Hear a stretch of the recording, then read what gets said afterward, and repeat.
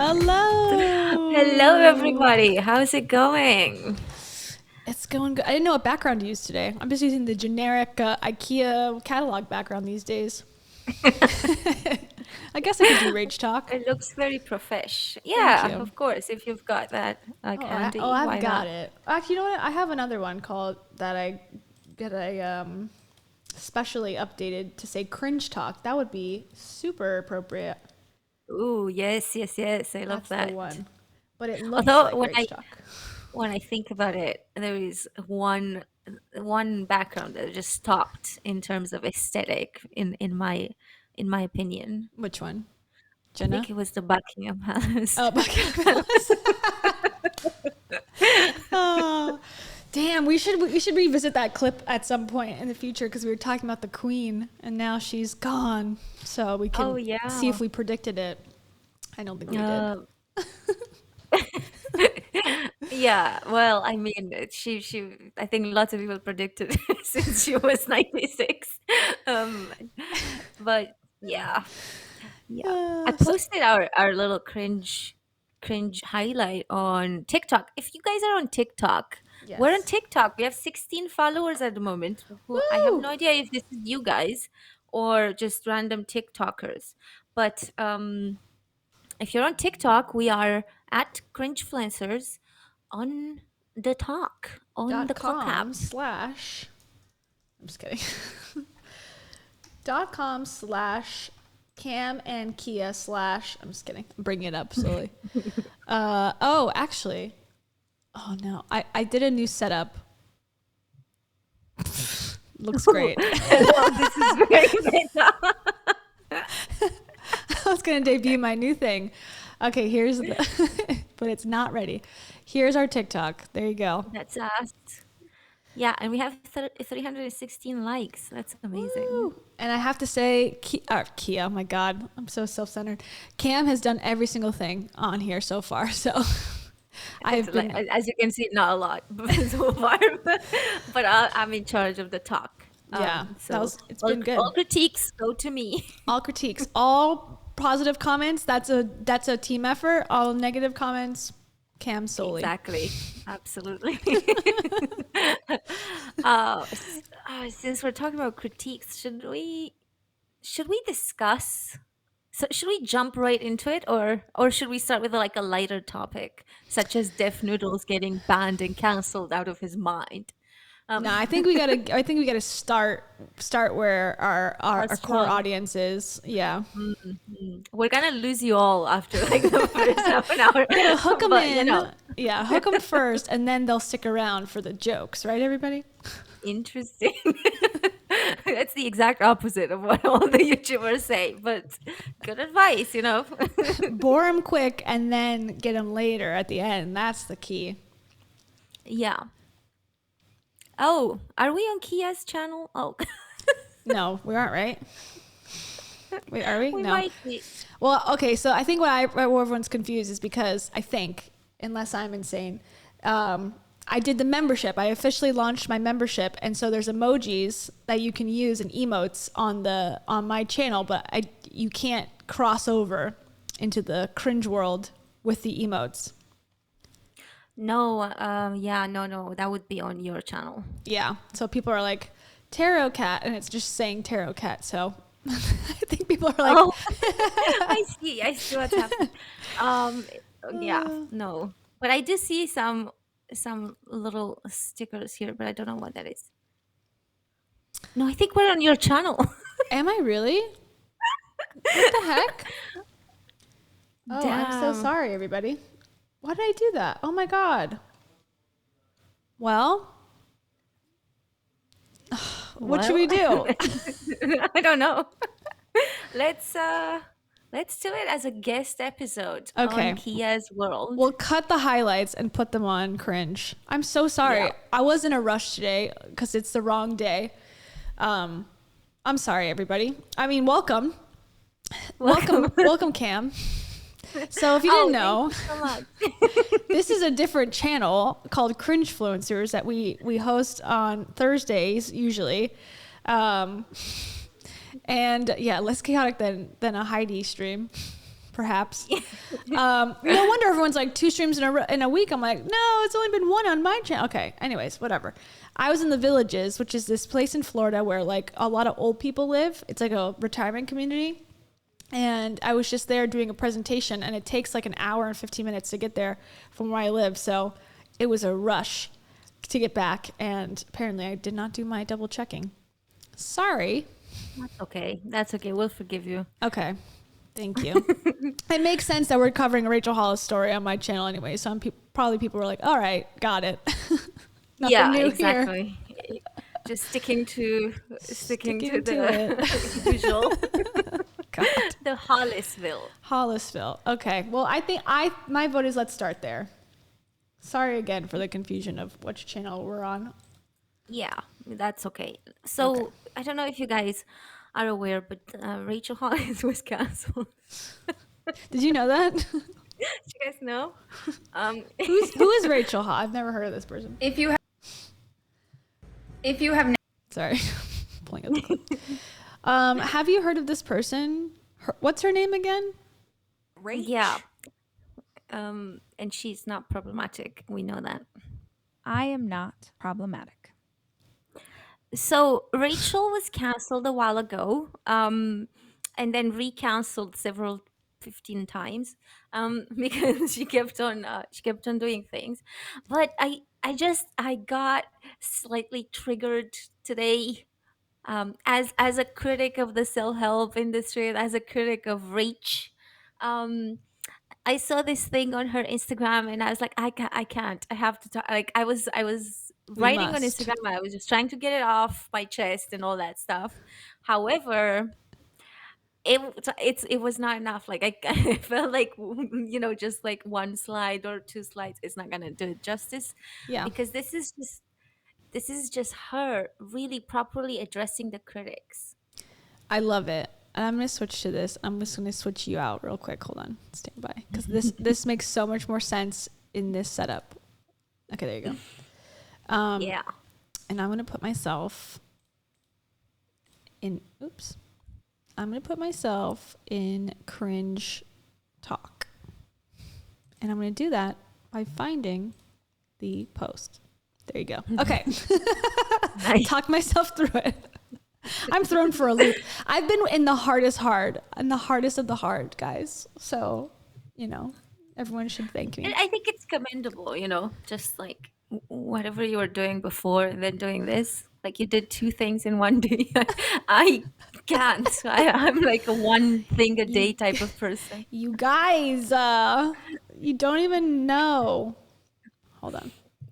Just remember, everybody, It's okay to cry. Yeah. when you have 2 things in one day. Okay. Yeah. So So here's, have you seen this, Kayla? Have you Of seen this? course. What you're saying? Of Oh, course I've okay. seen Oh, damn it. For a second, I was like, I'm going to give Kayla some breaking news, but of course not. No, I saw it and I cringed and rolled my eyes because I was like, first of all, it's Brene Brown. What was our joke about Brene Brown? It was like Brene wears every shade of brown. Yeah. Yeah. We did an episode on Brene Brown, and she always wears brown shirts apparently. And then someone an hour into the stream was like, her last name is also Brown. We're like, oh yeah. Oh, And it was anyways, a good laugh. Like it was a fantastic laugh. that was a good Let me episode. send you the screenshot because I don't think I've put that on. But I think it's important to see it, Of Rachel. Yeah, of Rachel's like painting, I think.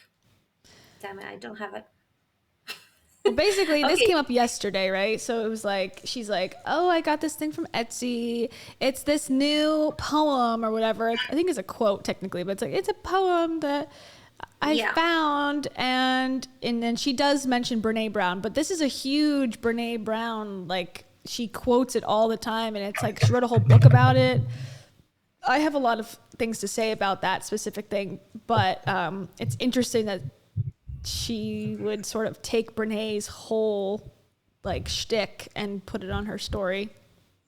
Brene, who apparently took that whole shtick from Abraham Lincoln. So Yeah. I can't believe like the plagiarizing keeps on going. It keeps on plagiarizing. It's just it's like a never-ending bottomless pit. Yeah. So Self-help grift. Okay, you want to play it? Everyone's like, play it, play it. So let's first show people. I think I've sent it to you on Instagram just now. Let's show her. Rachel bought a little something for a little reminder for her walls. Wait, is this on in that one? Oh, okay, because this is just her explaining it. Yeah. Okay, stand by, everybody. We have to set this up correctly. Doo-doo.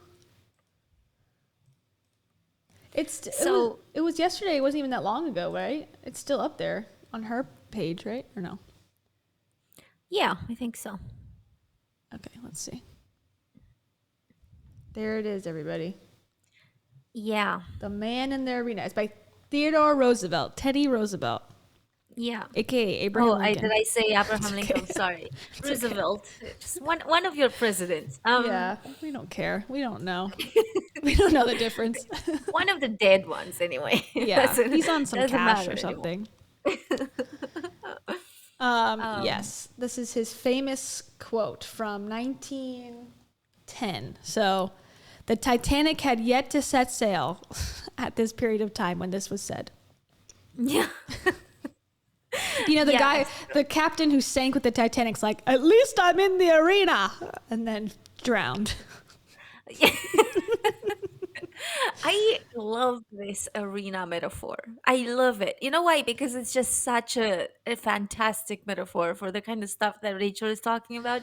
Like when I think of an arena, I think of the Colosseum. That's Yes, what I think of. And you know what happened in the Colosseum? Like it was like murders. like fights to the death. Like they were having people fight animals, they were having people fight people, people were throwing tomatoes, and Rach is like here being like, I'm in the arena. Like, At dude, least that's I'm there. yeah, I'm not sure that's like in my brain it doesn't quite resonate as like a good thing. I'm like because they threw in prisoners, like people they were keeping in jail in there just to entertain the masses, like have them killed, it's all good, they were prisoners anyway, like so At least you're playing the game. It's better than those people watching, huh? Those losers not fighting to the death. yeah. Lame. Or I think of like the Hunger Games, stuff like that. I don't know what she thinks of when she thinks arena. Well, she's going to tell us, sort of. Not really. She's just going to repeat the quote, but maybe Yeah. we'll get some insight. So here we go. Here's Rach talking about why not selling her tickets is no big deal. Is how I took it. If you have never heard this poem, Alexa, off. If you have never heard this poem, I'm going to read it to you because it's really freaking good. Brene wrote like an entire book about it, and it's been referenced a million times. Still, it is not the critic who counts, not the man who points out how the strong man stumbles or where the doer of deeds could have done them better. The credit belongs to Okay, sorry, not to cut it off. This is giving me, guys, I'm outside in my patio and I'm hearing birds flutter around. Watch my face as I listen. Same Yeah, vibe. Like, watch my giving- face. Yeah, it's giving a better than thou type vibes. Yeah. Like you couldn't if you tried. Yeah. And I just don't know why the close-up face shot is like the popular modality of delivering this poem or whatever. And she calls Brene, like, they're on first name basis. Like, oh, Brene's always Has talks they- about this. Has Brene had her on her podcast? I don't think No. so. Okay. Yeah. I mean, obviously they're besties. Yeah. Oh, yeah. They said that you're the worst. Also agrees. Yeah, me and Brene. It's like Brene has 3 names. Brene, different shades of brown. 50 Shades of Brown. Yeah. 50 Shades of Brene. 50, yeah. Yeah, at least she's attributing the quote correctly. At least she's not saying, "Hey guys, I just thought of this Yeah. today," and then starts Just reading from it. my researcher storyteller background. Yeah, at least we know that it's from Roosevelt this time. So can you Yeah, believe that Rachel didn't plagiarize for once? Like that's a shocker. I mean, Um yeah. Mm, now her shtick is whenever, and I listen to her podcast always, so it's like she'll say, and she did this since she got called out, so probably for like years now, before she even got canceled. She'd be like, "Oh, I know someone said this," and she'll just say the quote as if it's her own anyway. She'll like, "Someone else said this, but I can't remember," and she never gives like an actual name. She's like, "I don't know, somebody said somebody once, I read a book about it," and then she'll give the quote. So that's like her fix for not yeah, just somebody like said taking somebody it. said rise. Yeah, somebody, I don't know, somebody said it, but like I really agree, and I think it's true. Yeah, Rise. by Rachel Hollis. Yeah, Maya Angelou be there like, bitch. Yeah. What Like, the fuck? I'm not familiar with that artist. Okay. So now she's reading. It's cringe. It is cringe. I'm sorry. That is the word for it. Like poetry and reciting quotes or anything is sort of like weird to me. I don't know. But like if you're reading it and you're showing me something, that's one thing. But I'm like literally staring at your face watching you read this. I'm just like, oh, I don't know. It's a weird way to do it, Yeah, personally. I agree. But I also want to mention, because before we move any further with the video, because this bothers me because I'm a critic, you're a critic, and it's fucking work. How exactly on this planet is this not work? Like, I feel like it's so much work and it's unrewarded. Like nobody cares So about much it. work, no one cares, and well, people do care. There's people in this chat right now that are watching that care, which is Yeah, of awesome. course. But it's like you're always, it's almost like being in a position where, I don't know, like an always hated position, or like it's easy to go, oh my god, negativity, negative, and then just to completely like invalidate every point because it's hurtful, and I agree, it is hurtful. I'm not trying to say we're not hurtful with what we say and do, but it doesn't make it not true, and doesn't make it any less important to point it out just because it's mean. Yeah, exactly. And I feel like if it's a newspaper that points it out, it's completely fine because you don't see like a face talking or whatever. You just see a written article and it's completely fine, and it's Yeah. from the trusted sources, so etc. etc. That's just and we're doing it exactly that same way, except we're doing it on video, and people just not people, I shouldn't say people, like just people like rage people, the people we criticize suddenly don't take the criticism seriously because what, because they see a face. Which is funny because then they'll accuse like other, and maybe they're not accusing us, they're accusing other people, but they're like, they hide behind the keyboard. They are too ashamed of their own sadness to like come forward. I'm like, I'm pretty open and out there at this point, like my face is on this, so I'm sticking by it. And obviously I know people aren't going to like it, but it's like I'm willing to, I think you are too, we all are like willing to take the risk of someone going mean. Yeah, exactly. But Yeah. And if I was to reach out to Rachel, which I was so close to, because I had this rant written in my notes. I was so close to sending it to her. But if I was to reach out to Rachel, it would be like inappropriate. But if like yeah. if the BBC or like the New York Times, who have written about her when she was canceled, were to reach out, they would be like, we have contacted her for comment, nothing, like, and it's completely fine. And I just Yeah. feel a bit like, at this point, what's the double standard for, and what is it about? Because it's kind of time for it to go away. In my opinion, I Yeah. would like for it to go away. Yeah, and I think there is something to be said for, people who want to be business owners or whatever, but never actually pursue it, them having an opinion about you running a business. I get that, but like it gets so blown out of proportion, and especially when the teaching for a lot of these self-help people, including Rachel, especially Rachel, has been, you control your thoughts, You control your life. No one can make you happy but you. You know, wake up every morning and write down your 10 goals and, you know, keep all the people in your life positive, whatever. As soon as they get a little dribble of like negativity, they freak out. It's almost like if you're on such a strict diet and you have like a piece of candy, your body just like rejects it immediately, as opposed to if you just had a little bit of a balanced diet, you probably would be a little better off. You wouldn't be as affected. But because they're so insular into their toxic positivity bubble, the second one little gets in, it's like, I must address this immediately. Yeah. Yeah. And I think it's very kind of annoying as well because of another kind of double standard, because when people were on her side and when people were like speaking of her in a positive way, and that meant, No like, for problemo. example, her MLM audience, she has said on a couple of occasions that basically initially her book Girl Wash Your Face didn't make it on the New York Times bestseller list.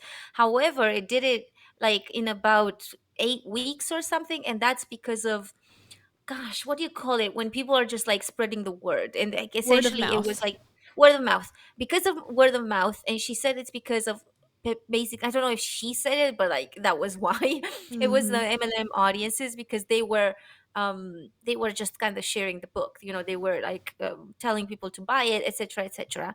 Mm. So when that happened and you were still in the arena, Rach, and you were happy to receive the money, and you were happy to receive the doTERRA conferences and whatever else, like Rodan in Fields and whatever else she did. Beachbody. And you didn't mind, that you were in the arena, and the critic, because those people were also critics, but positive, like they were talking about something positive about you. Mm-hmm. Because Positive criticizing is just reviews. talking about something, like Yeah.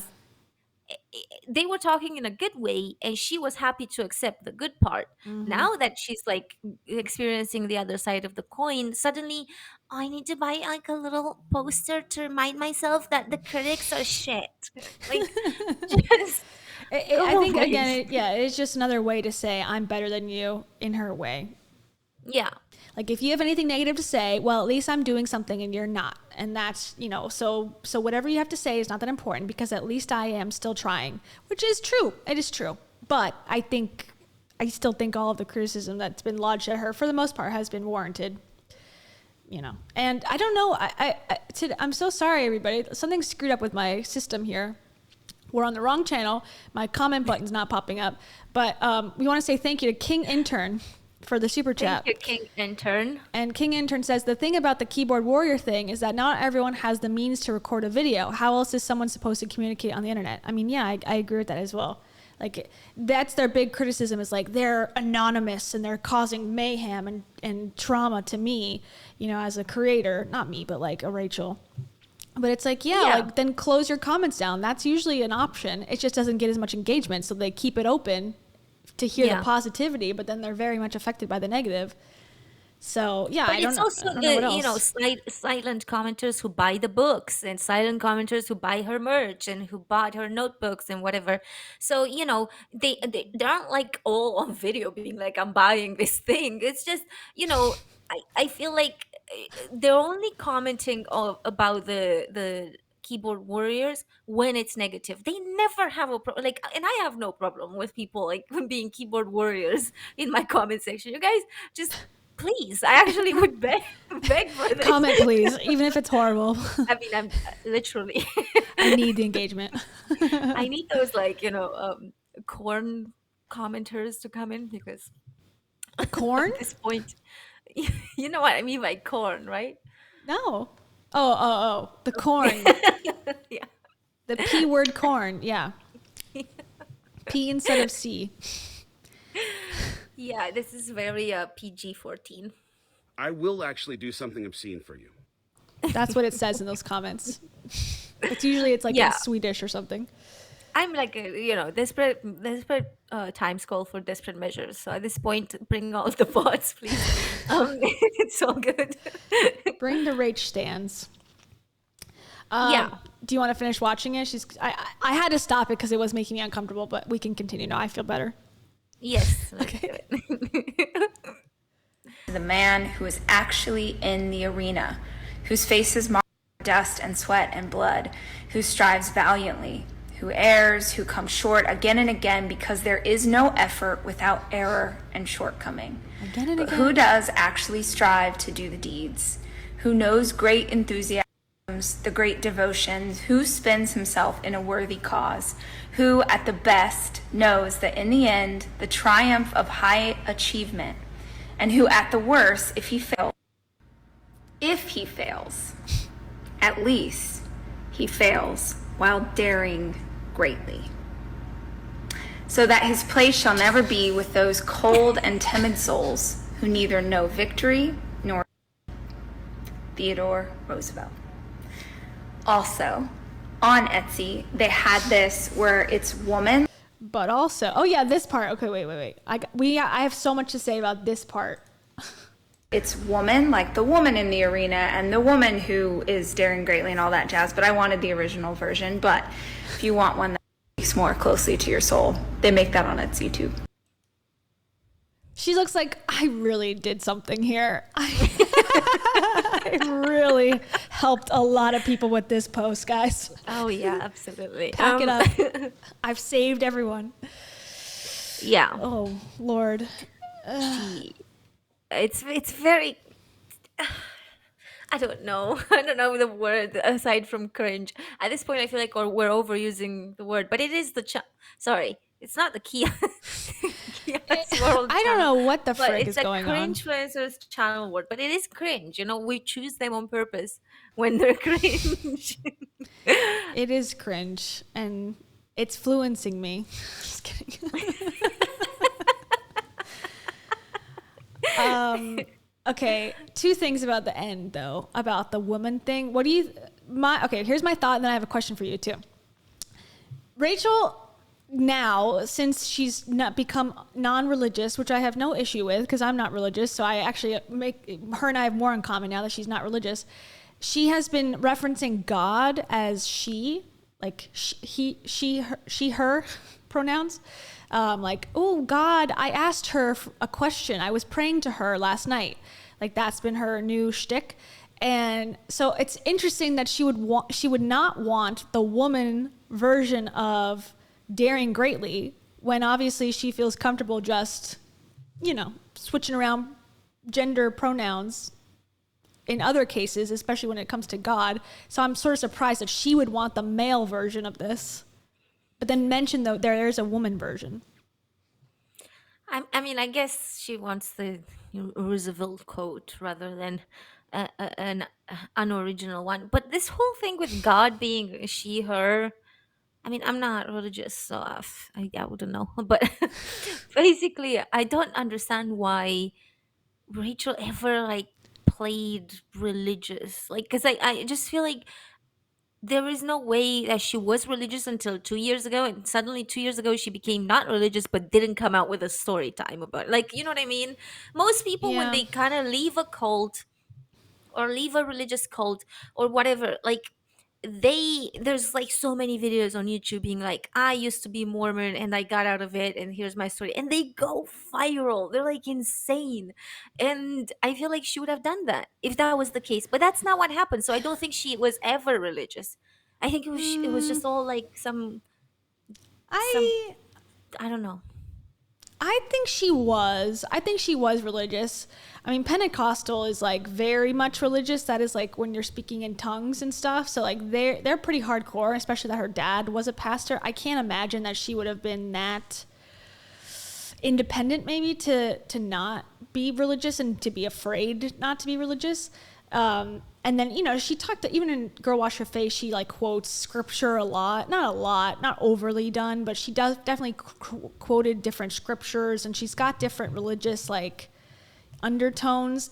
But I think the issue is, and this is just my opinion, all this is just my opinion, that she doesn't want to lose the audience. She's afraid that there is no new audience. So she's trying to hold on to all these different sides. She hasn't come out fully yet, because when she was trying to sell tickets, she still is trying to sell tickets to her Rach Talk Live. She came out with like a motivation episode on her podcast where she quoted scripture. I can't even say the word scripture. She quoted scripture again.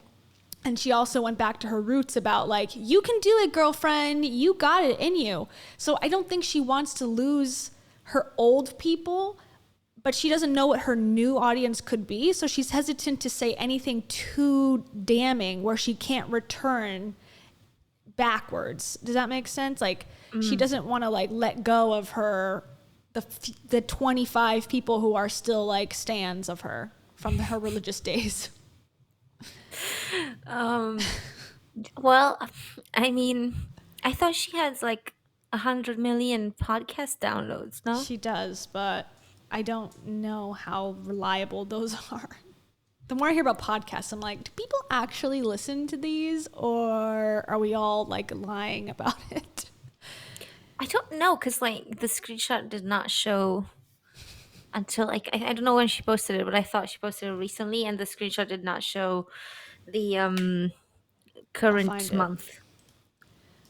Well, there was like a big spike for sure. Let me go on my burner account. So this was posted. Oh yeah, because you got blocked. Yeah. Story of my life. Ugh. Story time. Story Rachel time. I got Hollis blocked. blocked me. I did a whole episode when Dave blocked me. A whole video about it. Yeah, good. So she posted this on the 4th of August, but only showed July. Okay, maybe. Okay, that's fine. Maybe that's fine. Sorry, I thought this was posted just like a few days ago. Maybe it was my fault. I How dare didn't pay you. attention properly. But like again, this is like I mean, I'm sure it's true, but like it's a very generic analytics system, and like because podcasts are like private analytics, you don't really know what they are. You have to share those numbers with like, you know, advertisers and whatnot, and that they auto download on Apple. I just have a feeling that a lot of podcasts are overblown. Like they were downloaded for one episode because, you know, some person like a Kobe Bryant or something was on an episode and that became a popular episode. You download the podcast, it auto downloads for the next 2 years, and now you're giving them 100 million views because a couple episodes were interesting to you. And I think that's over time. I don't think this is new. I don't think this is, you know, this 2022 or something. Oh, this is from the beginning, which started like in 2017 when she was interviewing like Beachbody consultants and stuff on the podcast. Yeah. I went way back and listened And to it's some not of those. always reflective, because like I could say I had, you know, 1.5 million views, but that does not reflect my current views. So, you know. Yeah, I mean, that's true. Yeah, it's like when people say, this is something I found with Beachbody or like any MLM or any coaching, anything, people will say, I'm a six-figure business owner. And it's like, I've been in business 4 years and each year I made $25,000. I'm a six-figure big business owner. It's like, okay, well, that's fine. That has its place, but it's not like the same meaning of, oh, I made $100,000, you know, last year or last month running my coaching business or whatever. Yeah, or I could say that same thing. Like I could be like, when I sell my flat, I could be like, this month I made 60 grand. Or something. Just from 10 views. Just from believing. How did I do this? Buy my course. Yeah. And then I'll tell you. Oh, sorry, we'll see. So, oh my God. Okay, so this is what I need a disclaimer for what we're about to watch, because it's not going to be entirely true. That's never as good. if it's ever like, you know. But the Deaf Noodles has been canceled and has been exposed a lot lately. Okay, explain who Deaf Noodles is, because some people don't know who that is. We've talked about it on Cringe-Fluencers, but we're on the wrong channel, so we're on the Hollisville channel. We can't explain anyone else. Listen, you're in the arena and you're allowed to make mistakes, and you know, Rachel cannot criticize you. At least I'm trying. So Deaf Noodles is a drama channel. He's one of like us. already I'm already speaking about him in past tense. Like he used to be, no, but he is a drama channel, and he posted a lot of drama content about all things YouTube and like influencer related, and sometimes like celebrity related, that kind of stuff. He was like a breaking news guy. Like he would post things that were like very just what's the word, that they didn't necessarily live long. They were just like breaking news, and that's it. Once that's done, it's over and nobody cares about it anymore. Yeah. However, He's like a what's that one that's really problematic? We've talked about him before. Keemstar. Keemstar, But yeah, he but but like a he small version. Like yeah. a small Keemstar has like 5 million or something, and he definitely had Noodles had like 500,000 subscribers. So Okay. it's just, yeah, Same similar style though. vibes. Same like Yeah. viral like Tana Mojo did this and Trisha Paytas did this and Logan Paul did this and okay, that's it. Like that's what I know of him, and I don't know anything Yeah. about the scandal, so I'm excited to hear the tea. Well, there were a lot of things exposed about him recently, and he's just kind of. I feel like when people get canceled, they start to shoot themselves in the foot. So they start to do things and they shouldn't. I don't know, but he basically got exposed for manufacturing some like headlines Okay. for views, clearly. And once you start to lose trust with people, and then you probably have some people who don't necessarily like you, and they start to remember what you've done, and then he went on like a few channels to talk things through and shot himself in the foot further. This has been going on for like a couple of months. I'm actually really sorry that I didn't speak about it, because I've kind of lost track because so much has happened. Yeah. I know we mentioned it a few times on Cringe, but we didn't like do much deeper. We kind of like, oh yeah, something's going on, and then never Yeah. looked at it again. So right now, this is very weird what's happening, because there was a situation, and just like similarly to what happened to Gabby Hanna when people called the police on her for like a wellness check, they called the police on him. People called the police on him, not necessarily for a wellness check. I didn't quite understand. But Like anyways, the swatting police him. came. Yeah, the police came and they left because nothing was Yeah. to Nothing's do. happening. Like it was just a call, whatever. But then he brought like a stripper on he brought a stripper on in a video who actually stripped down, and essentially he got himself banned from Twitch because of this, and this video was taken down by YouTube. Is this the video that we're about to watch? No, this is Okay. him explaining the situation Oh, in okay, which he's okay, not okay. exactly honest. Okay, so he's- because his take on this is not like, he's not gonna talk about what actually happened. He's just talking about how he got unfairly banned. Okay, fair enough. Let's watch. This is Def Noodles, the celebrity gossiper. So hope you're all doing amazing today. Tickets to the Friday show are almost completely sold out. The Friday show is a bi-weekly stand-up show that we do here at the club. It's an amazing show featuring some of the best stand-ups and headliners in Los Angeles. One of the best comedy shows there is. It's one of my favorite shows to put together, can so we make pause? sure you don't miss out. Because this was another part of the cancellation thing, because he used to have a meme account. Like the Def Noodles channel was a meme channel, and Oh. then he actually realized he wasn't getting anywhere with the memes. Like nobody was applying into his humor and whatever. And then he switched to drama content. And once he switched to drama content, he started to grow on YouTube, and grew quite fast. Actually, I think it took him like 2 years or something. But basically, he has been trying to get back to the roots and like call himself a comedian, and I think this is what's happening here. He's like, I'm actually not even like a drama YouTuber. I'm like a comedian, and like come to my show. And it's a bit like, what? Interesting. Okay, so he's returning to, because yeah, all maybe we should show before just to quickly, like, one like an idea of like a regular video that he would make. Yeah. Like, okay, for example, okay. Hi, folks. Hope you're all doing amazing on this beautiful Monday. Yesterday, I uploaded the uncut version of the Juggalo video on Patreon. The response has been great. It's an uncensored cut with an extra 10 minutes of footage. I expect them to do anything other than to So he just does this. bitch. This is what he does. He just talks about celebrities and like you know, he goes like more into the internet celebrities because he is an internet celebrity person himself.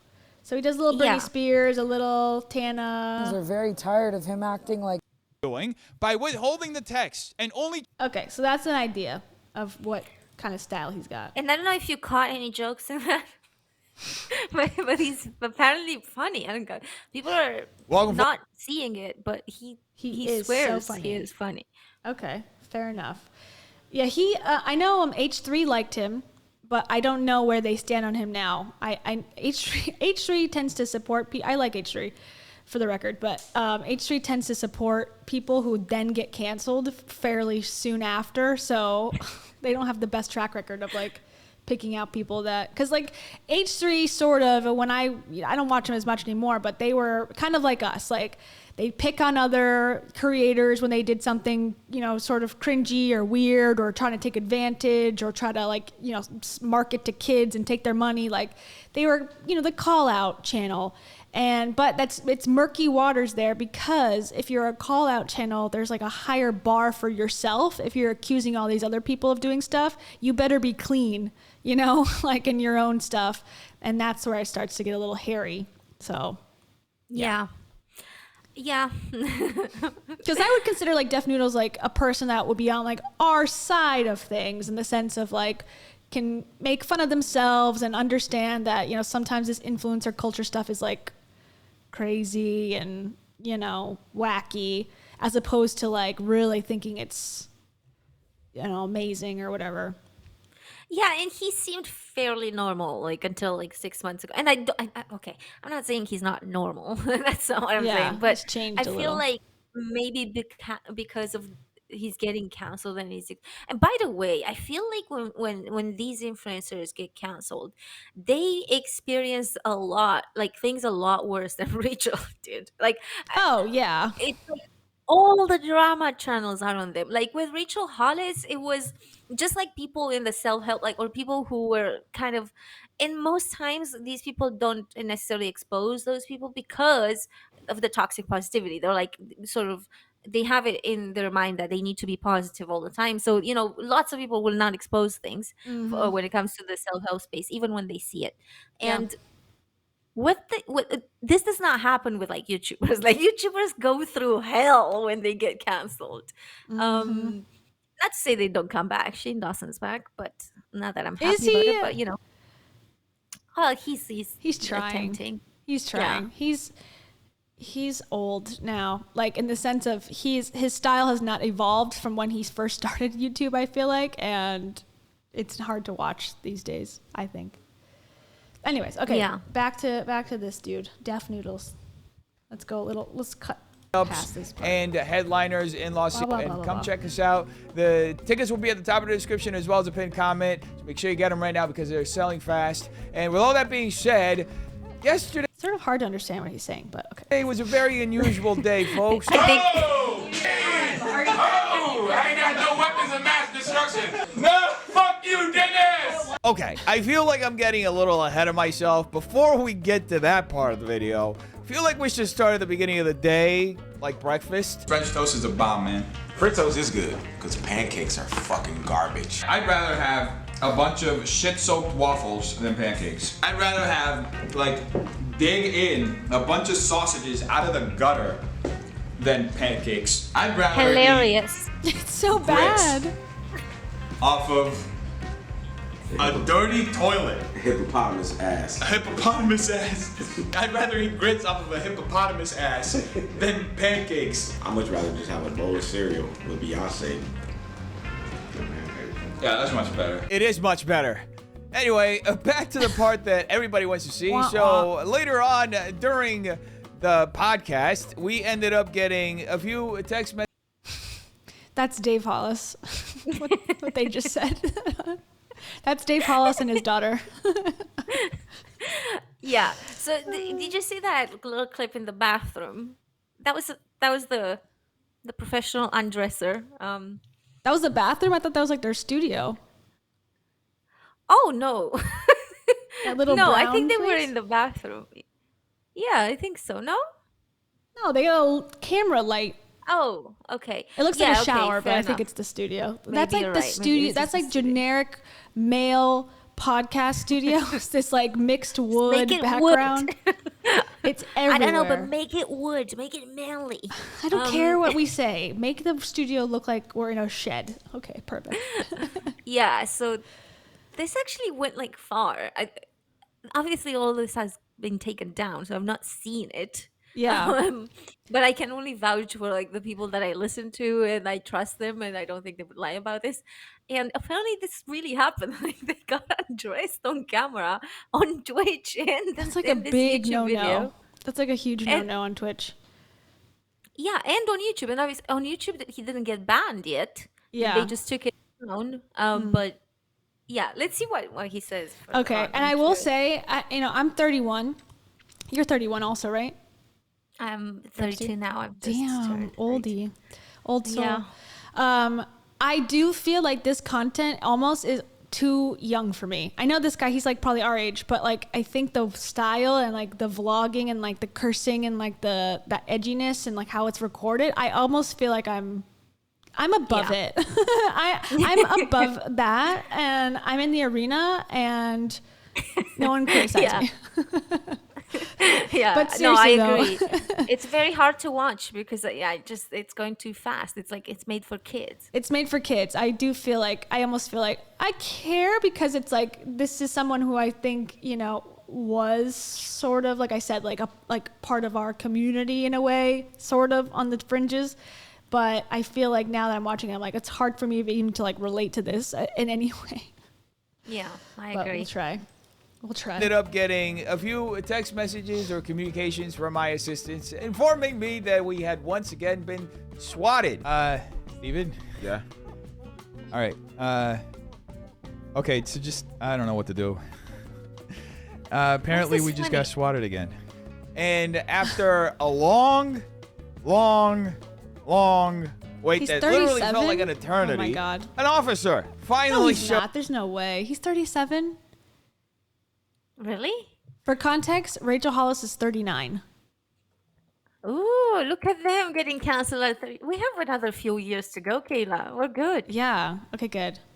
I'm actually going to be creating the content in which I will get canceled in 8 years now. 4. Wow. You got to make the content now. Yeah, and then exactly. people And then discover you're like- it. And in then 8 you're like, years. this was 10 years ago, you guys. I'm a different person. She said that she didn't like everything about everyone else. I just googled his age, and there's like a Reddit post. Def Noodles is 37 years old. What is going on? He looks young, and his content is younger. Yeah, he definitely does not look.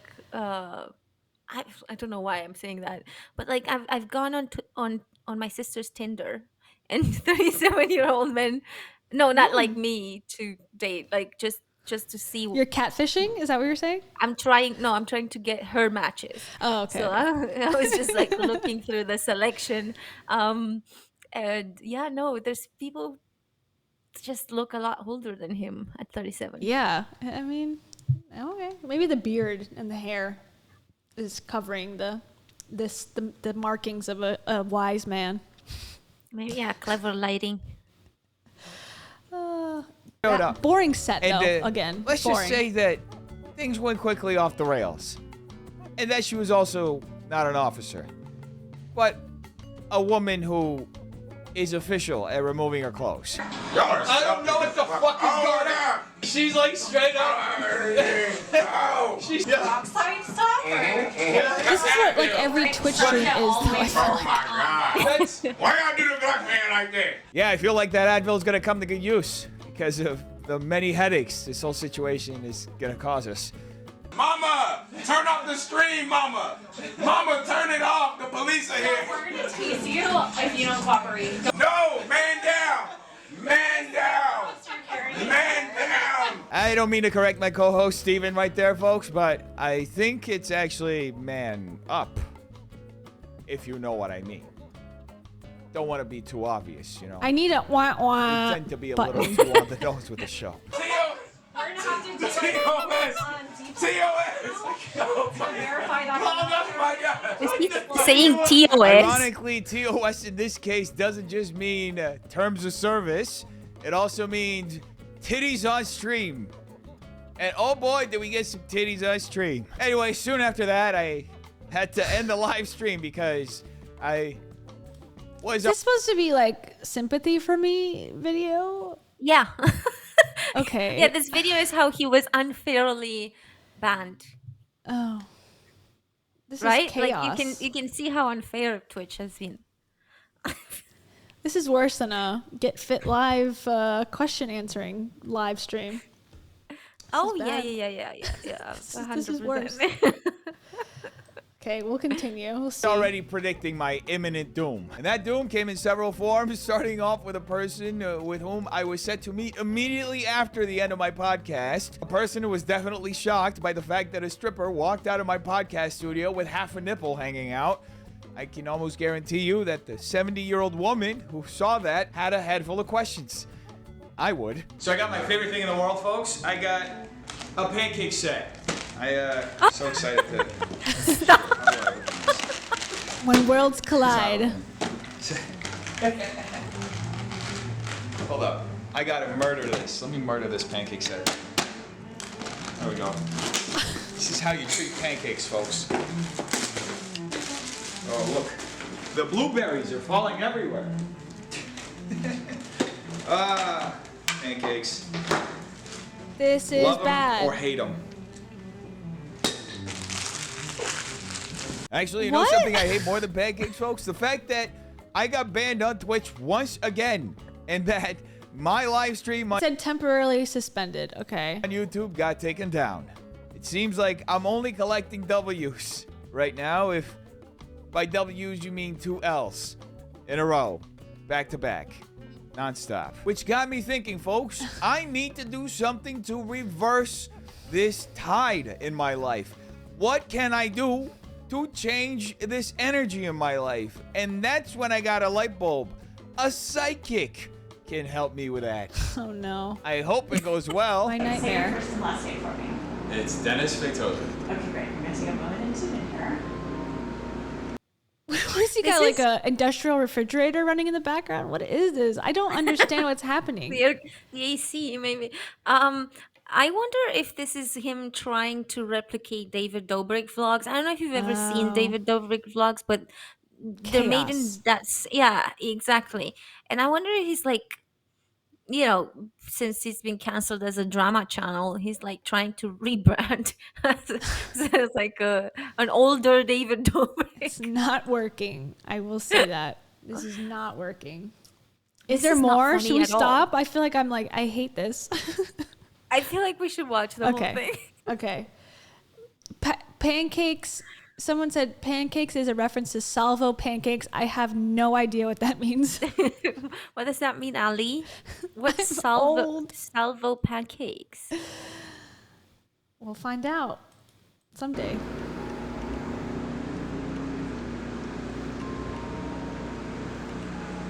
She Well, must she be a was psychic. surely thinking a lot.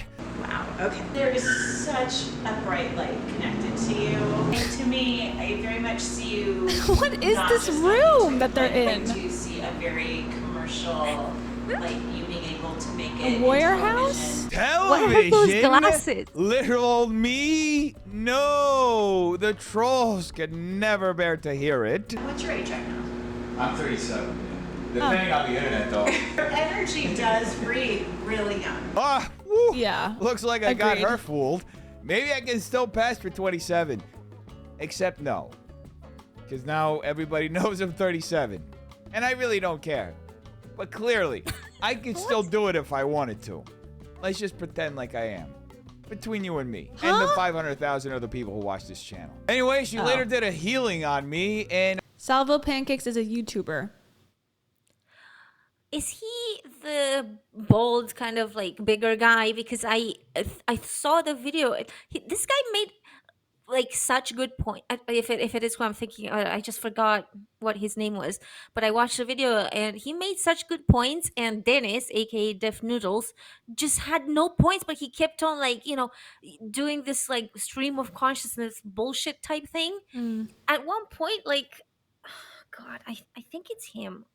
And then he made, like, I don't know, there was a stream in which he cried, the guy, and I felt so bad because he had no, he had no problem. He actually was making points, and I need to find out what his name is. Local Town Witch says no, that's Papa Gut, I think. I don't know any of these people. I have no context at all for any of this, other than I know Def Noodles and H3. That's it. Oh, there's a salt chart. I mean, I would believe it based on like the chaos of this whole thing about like pushing and dropping stuff and like, ugh. Oh no, what I'm thinking of is Papa Gut. Sorry. Okay, never mind. I don't know who Solvo Pancakes is. I don't know any of these people. I know Def Waffles. No, I'm just kidding. Okay, let's continue. This is a horribly shot segment of this video. This part. Why is this psychic? Why does the psychic have these big plastic glasses? That's how she sees into the other dimensions. That is hilarious to me. To be honest with you, I felt rather healed, rather cured, rather renewed, refreshed, like a fresh sip of LaCroix.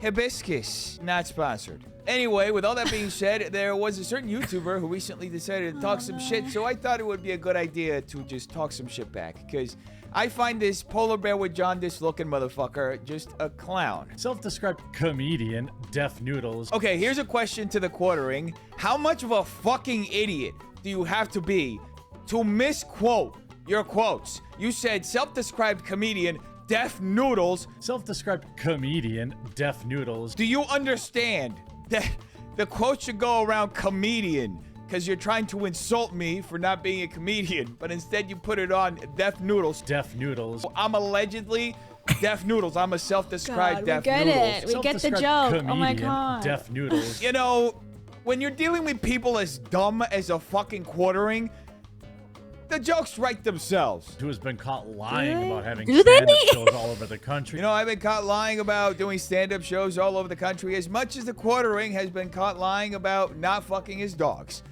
And we all know the quartering loves some good old golden retriever booty. He just gets all up in that. Fictional. Loves it. Loves eating some dog doodle right out of his golden retriever's bum. That's the quartering for you. He also likes to drink his own urine. Have I ever met? Cam. When has ever been like insulting someone comedy? Every time I make a joke. But they gotta have a punchline, and this is not this is punchable face, not punchline.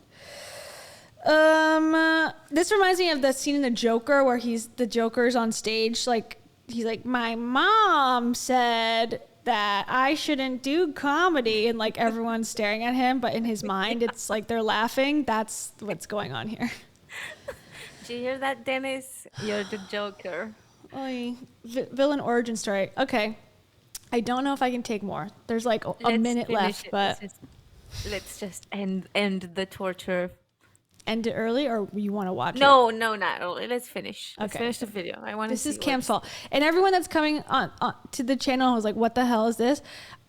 This is my system is that my team ruined everything. They set this up for me to fail.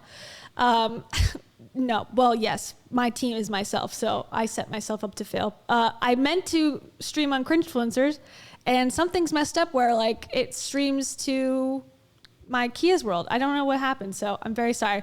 I think after this is done being live, I'll pull this off and then upload it to Cringe-Fluencers so it lives in the correct place. Right? That sounds right. So everyone can watch it in the right spot. Sorry again for the confusion. We're almost done. Mention that. Just destroyed his entire career by having a little crybaby meltdown on stage when somebody insulted him. Check this out. Why the fuck is a quartering setting up a clip of me pushing someone off the stage like it's a feel-good, America's Funniest Home Videos type shit? I mean, he's obviously trying to frame it in a very salacious way to make me look bad, but he's got that good old, oh boy, can you believe Dennis did this? Check it out. Oh, it's Dennis doing that good old shit again, pushing people off stage. Isn't it amazing? Everybody loves seeing Dennis push people off stage. As much as everybody loves seeing Jeremy Hambley. Huh? What kind of fucking name is that? Drink his own urine or pee in his basement. Preferably after eating doodle out of his dog's butt. Because Jeremy Hambley likes his ham in the form of doodle. Oh my He god. eats shit. That's what I'm trying to say. For breakfast. Does he sound drunk to you? That sounded Yes. drunk. Yeah. I never, ever will accuse someone of being intoxicated if they're not, or if they're not like saying that they are. That's just not my thing.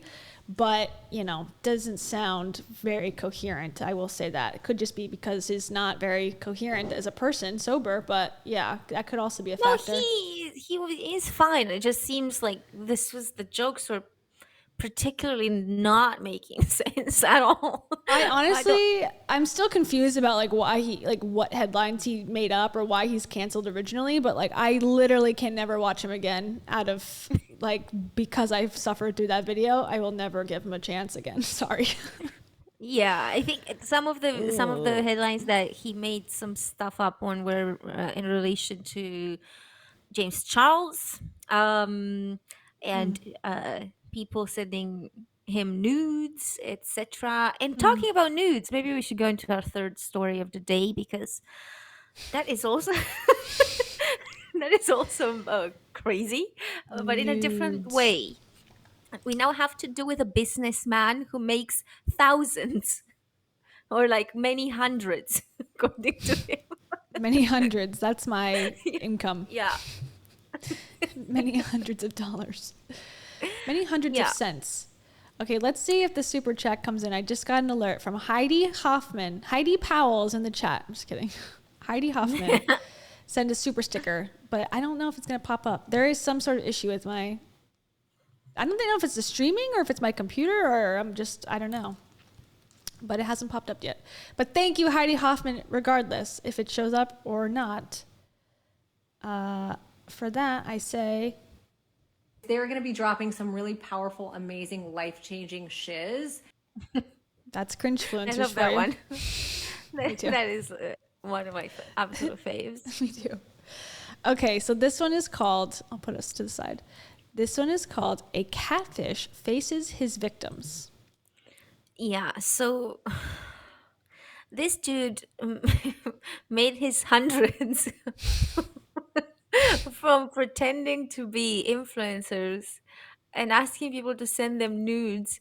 And then, like, we'll have to see the video because I haven't actually watched this. I've only read the news about it. But I think he then extorted them for money out of their nudes, you know? Interesting. Okay. Yeah. Before we watch, though, Mai has also sent a super chat. Mai says, can you guys perform light language on us to heal us from deaf noodles? And that I can do. Here's my first light language for everybody. I want to throw up. Hold on. Clear. And then my favorite one. Clear. Click, click, clear. Yep. Thank you, Mai. Sending to source.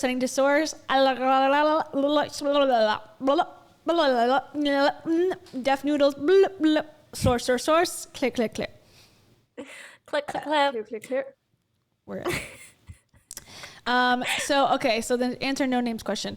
So I have to work tomorrow. This is all screwed up. It's all my fault. I had to work this morning, and because I was late, we had to delay the show. This is all my fault. Okay, guys, wait, hold on. Stand by. So I had to work this morning, and I was late to our 12 o'clock start time. And not only was I late, I also uploaded this live stream to the wrong channel. So no one knows what the frick is going on. But also, we will not be here tomorrow because I have to work again in a different part of town, and it will be all day long. And also, while we're here, next Thursday, I will also be gone because I have another work function. by work, I mean laying on the couch. No, by work, I have to do my video production business on site. So I actually have to drive somewhere. So it's, again, all day. So we'll probably do it Wednesday next week as well. But on the actual real channel, not this mistake, not this bad mistake that I've made. So is everyone clear? Is everyone clear? I'm sorry. I know it's confusing, and that's our fault. And by our, I mean me. Clear. This is the most chaotic Kia's World / Cringe-Fluencer stream of all time. But we love chaos on these woods. Yeah, so you guys just don't be critics of me. I hate criticism, and I don't tolerate it. I feel like Rachel's gonna do a live stream of you. You know, she's like, this idiot can't even like read Cringe-Fluencers versus It's not her own. in the arena. Thank you. Most people won't get up at 4 a.m. She's right. She be right. Okay. All right, here we go. Catfishing. What was it called? A catfish faces his victims. Yeah. And just so no, if anyone has not watched Cringe-Fluencers, Cam and I go back and forth and show each other videos about different things, different influencers, and different cringe. Hence the name. So this week's Cam's week. So she picked these topics. So praise goes to us. Criticism goes to her. Thank you. Here we go. About a year ago, I got a text message. They were pretending to be this big YouTuber named Steve Will Do It. One thing led to another. It started getting really freaky and intimate. I thought I was in love. Freaky. A few months ago, I reached out to James Charles trying to get an editing job. He actually asked for people to leave their contact information, and 5 minutes later, I got a text. 4 months ago, I got a text. They said they were Montero, which I know is Lil Nas X's real name. I was confused on how Lil Nas X would reach out to me, like how he would get my number. But we shared a mutual friend, and I kind of made sense. I thought I was in love. We would have very erotic conversations. My reaction at first was skeptical, but I actually asked him if he could join me on a FaceTime call. I saw James's face and he said, "Hi, how are you? Can you actually give me a second? I'll call you back." But I never received a call back. So I said, why can't we meet? Like, what's going on here? I said, hey, why don't we hang out? Why don't we link up? Why don't we meet somewhere public? But eventually, he just ghosted me. I was invited to a restaurant, and when I showed up, he never answered my calls. I actually used an IP grabber and sent it to him to get information about his name, phone number, and everything. I found out that it was somebody named White Plastic. I heard that he just does it to influencers, and this is his thing. 5 days later, I got a text saying, hey, this is White Plastic. I was catfishing you. And I was like, White Plastic isn't just some random person. I actually know White Plastic very well. He became my makeup artist. I would get him job opportunities, but he stabbed me in the back. I gave this person my address, I sent them money, and I also told them where I lived. I don't know what this person's capable of doing with my information, but it's definitely really scary. White Plastic admitted that he's been selling my pictures online for money, gift cards. He's been posting on these BBW fetish sites. It's disturbing. I wouldn't want to be on those sites. I'm not a porn star. It's very dangerous. White Plastic took advantage of me and my emotions. Yeah, I'm pissed off. You say you were friends. Yeah. You knew this person. Oh, I knew him. You had actually. Can I say something? To do. Yeah, of course. Why? I feel like this is an episode, these 4 people conspired. They're like, yo, you want to get on Dr. Phil? Yeah. Okay, what can we lie and say that happened to us that's not that bad, but would be enticing for a Dr. Phil episode? They're like, call yourself White Plastic that you catfished us. Okay. It just seems so fake. They all seem like friends. You think? Do you think it's easy to get on Dr. Phil? Because I feel like he must have a waiting list of 100,000. Probably. You got a formula. You got to fit, into the situation. Like crazy cast of characters, mainstream topic of catfishing that has interest in mainstream media. Put it together. You got a Dr. Phil episode. Yeah. Maybe. We should do that. Yeah. What can we do? Can we just like bring a stripper into our studio, and then Dr. Phil will interview us? Be like, I'm obsessed with making influencers cry. I can't stop. I do it every day. I'm obsessed with making soundboard sounds of farting. Do you hear about those I dumb? love that sound. Did you hear about those dumb influencers like on the gram and on the YouTube, and they're so dumb. can't $5 stand tickets for my comedy show. Linked below. I want to be on. What's the one that Jerry Springer's old bodyguard was on? Had Steve Jonas or whatever his name is. That's the show I want to be on. Wow. Whatever that is, I have They no fight. idea. Who It's like Jerry Springer spin-off show. Ooh. Excuse me. That was perfectly timed. All right, back to Dr. D. Dr. Fee. Sorry, Dr. Phil. Work. Makeup artist. So you would see him Steve Wilkos, yeah, that at a guy. job or something, and then he would be contacting you as a false identity Yeah, he would be. at the same time. Yeah, he would be like at my house and ask me for pictures as Steve. And I had no idea. I was blindsided by the fact that it was white plastic, somebody I knew. She seems you know? fine. Yeah. And Lars, you didn't know him at all, and he pretended to be James Charles. Yeah, I've never met him. I don't know anyone who knows him. I've never seen his face. Like, I don't know how he knows who I am. Why do you think he chose you? Well, I did leave my phone number in a public comment section, but it was only up for like 30 seconds. And when I got the text, 30 seconds. Oh, I you didn't know deleted that it in would 30 be seconds? Okay, the person right. who I wasn't reaching out to. Like, it was so random. But I mean, I'm just gonna be more careful. How did you find your number? Well, I did post it on the side of a billboard and said, call me for a good time. I don't know why that would be, someone would take me up on that. Okay. Yeah, exactly. Because clearly random strangers on the internet Click, will click, have a click. vendetta against you without even seeing you before. And then William, he pretended to be somebody completely different with you. Yeah, he pretended to be Lil Nas X. I mean, I thought he was really him, and both of his brothers also followed me on Instagram, so it made it more official for me to believe it. So I hit them up, and I was like, that's cool. And so I was like, let's go to his release party, let's meet. He's like, yeah. I said, hey, when do you want to meet? All of a sudden, he ghosted me. He has victimized all. Damn, I'm so hurt. He like, but isn't getting ghosted by your scammer like A good them thing? stopping the crime? Yeah. Can you really even call it ghosted at this point? Oh, man. This to me seems like a publicity stunt. These people are trying to get, because like, you know who Danielle Bregoli is? No. You definitely probably do. She's the Catch Me Outside, how about that girl. What? You know who that is. No, I Catch have Me no Outside, idea. how about that? Not ringing a bell at all? I'll show No. you.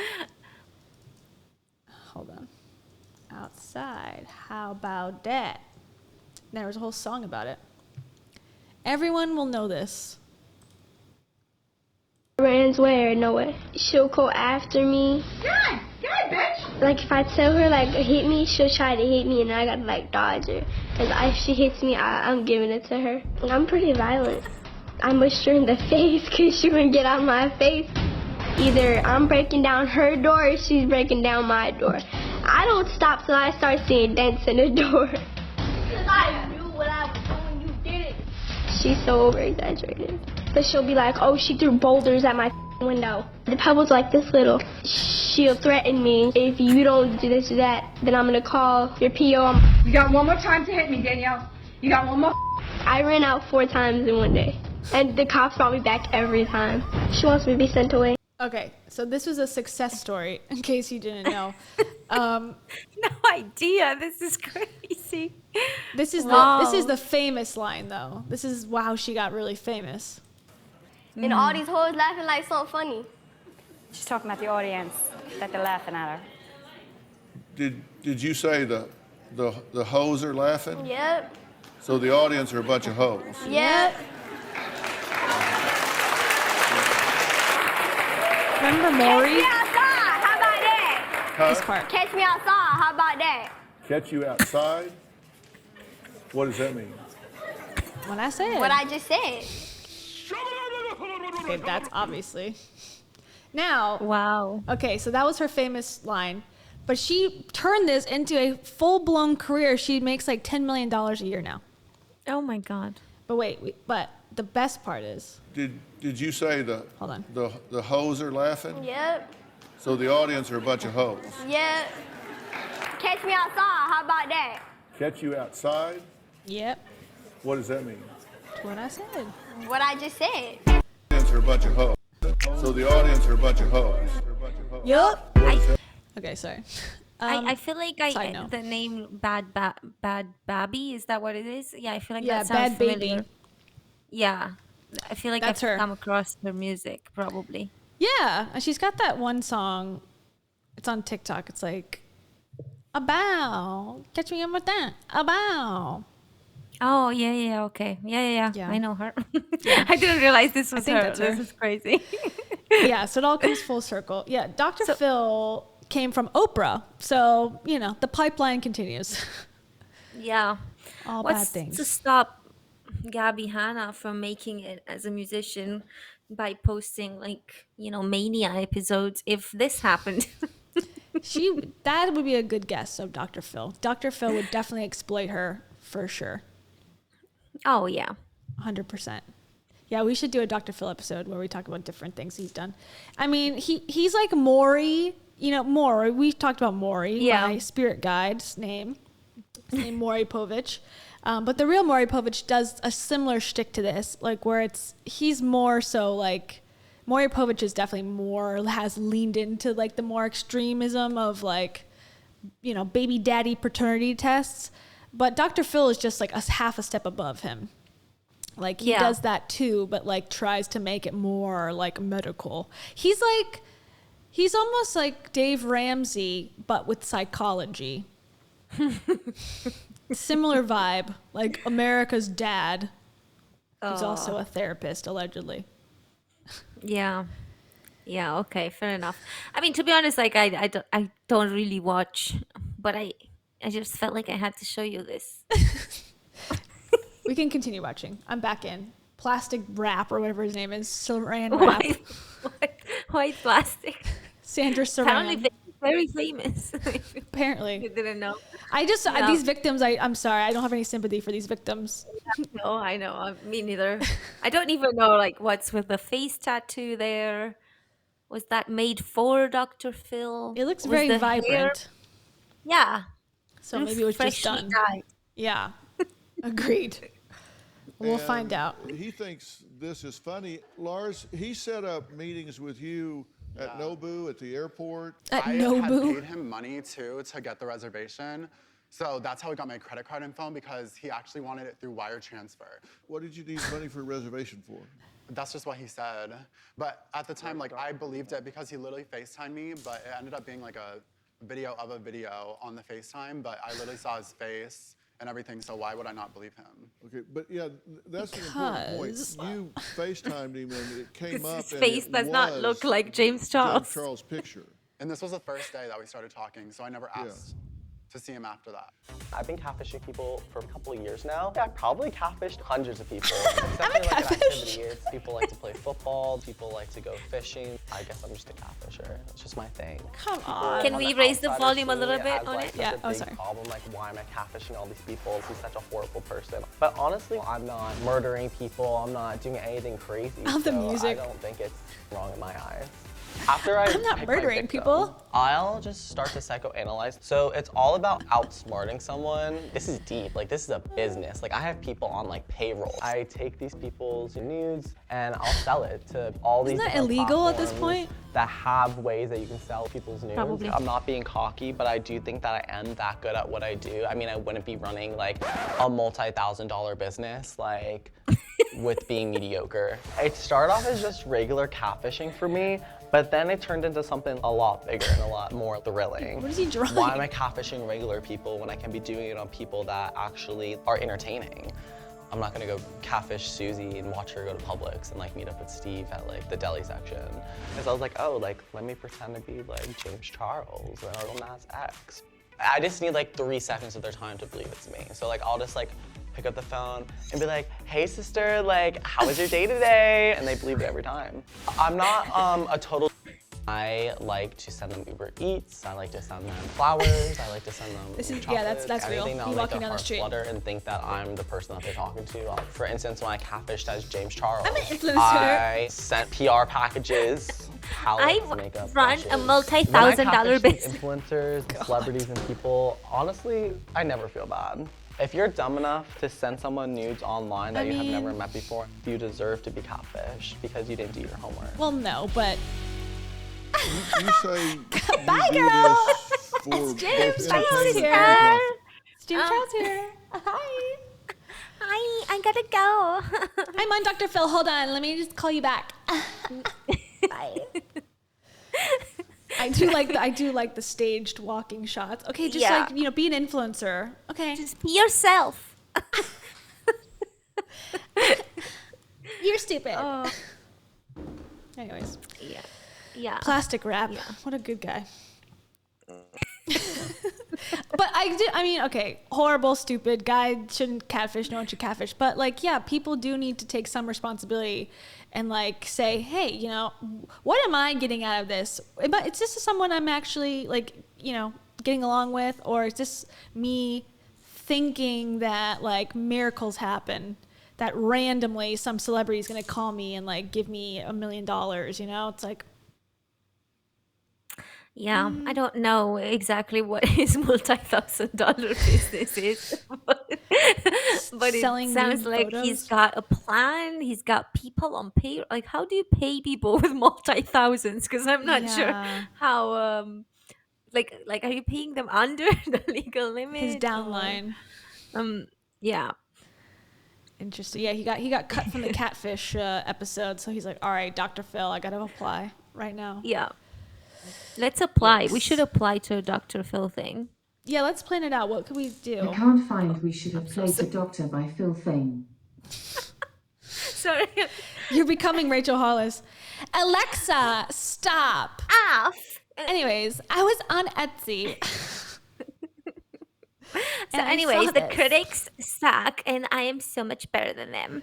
I think going back, we can come back full circle to Rachel Hollis, which everyone is here for. She is upset that her tickets have not sold. So I think this is a preemptive attempt to like show I don't care that they're not selling bad. That's what I think. Yeah, of I don't know if course. you were abreast and she to that. probably thinks it's because of us. Probably. Not her. Her team is the problem. But yeah, I don't know if you heard, but 2 of the venues got changed to different locations, and then about the 4 that got canceled. Yeah.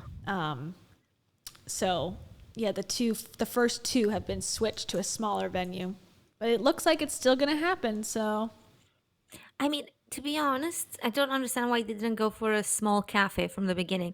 yeah, I just don't. Because I think that would look full. yeah. You fill in a small cafe with 20 people, you've got like a full house. And then Like, photos can be deceiving. It You're can like look really sold big. out.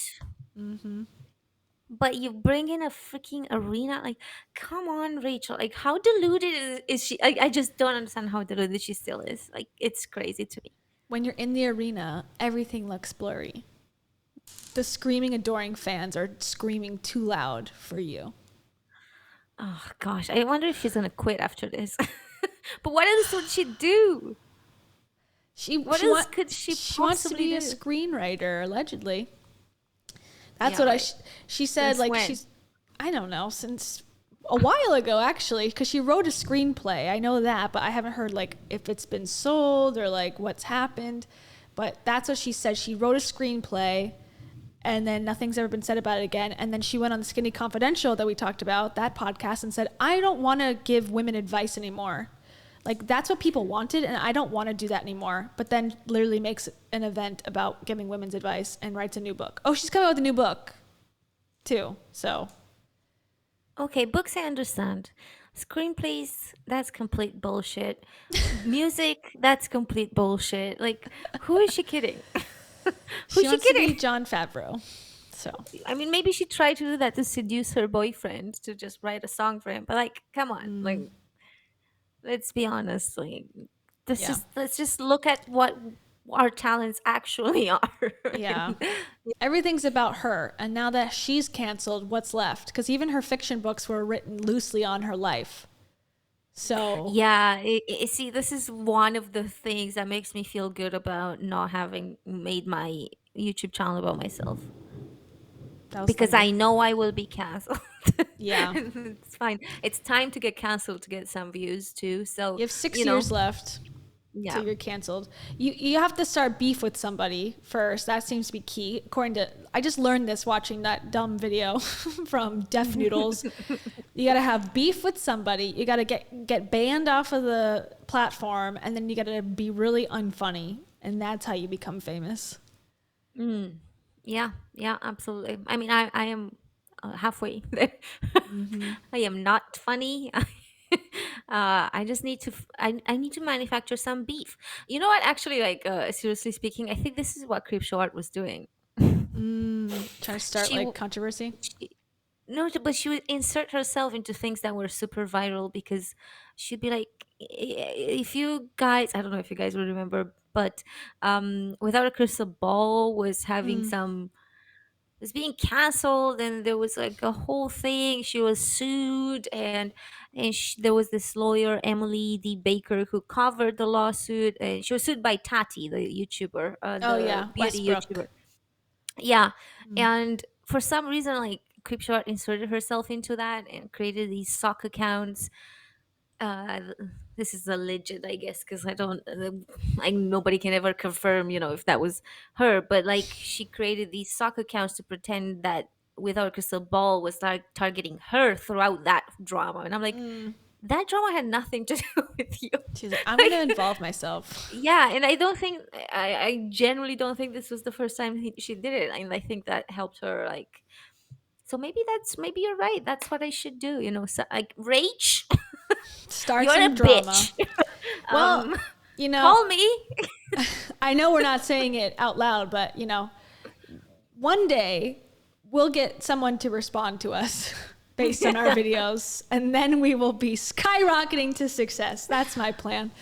One day yeah. someone will agree to appear on a show with us, because that's our goal. If any self-help guru or coach wants to like step up to the plate and show how unproblematic they are, and do a live stream with us, like, open doors. We're open for it, especially spiritual, manifesting coaches, like psychics, whatever. I'm open to do that, and I think that'd be a great addition to our stream.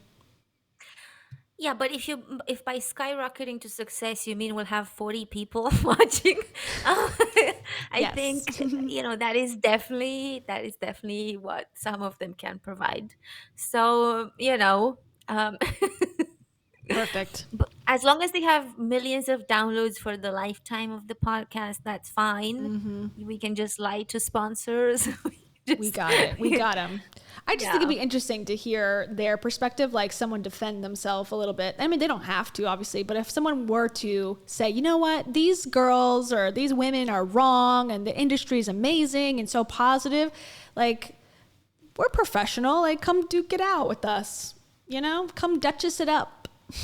Yeah, I think I actually would like to give them a chance. Like, I Yeah. would, like, it's not even just ironic, but I would love to hear their thought process and how exactly they think all of that stuff is okay. And I genuinely would love to hear, because I don't know if all of them are like, there's definitely loads of them, like Tony Robbins, for example. Dean Grazios is one of them. Loads of them that are very well aware of what they're doing, and I think that's why they're successful, because they know what they're doing, and they're doing it on purpose. And it's just it's kind of like a little more real, I guess, because Yeah. like the stuff that they're doing, however problematic they know it is, they know they're charging too much, they know all this stuff. Like I think they're very, very well aware of it. And then I think there's some of them who fell for the crap. And I think Sure.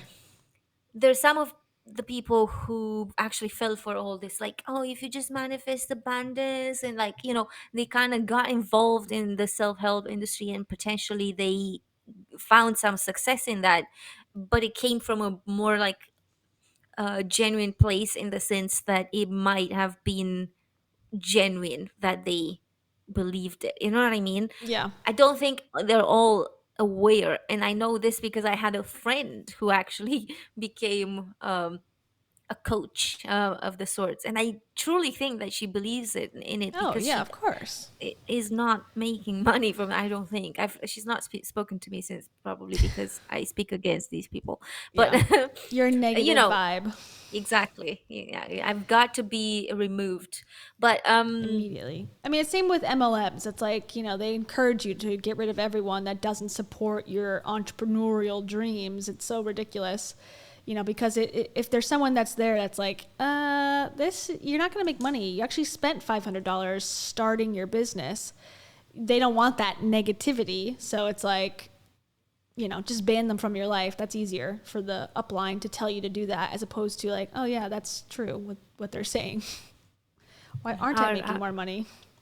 Our fave has done this at a conference, where she told a woman to, kind of, that she doesn't need to see her sister all that much. Oh, Rachel. Yeah.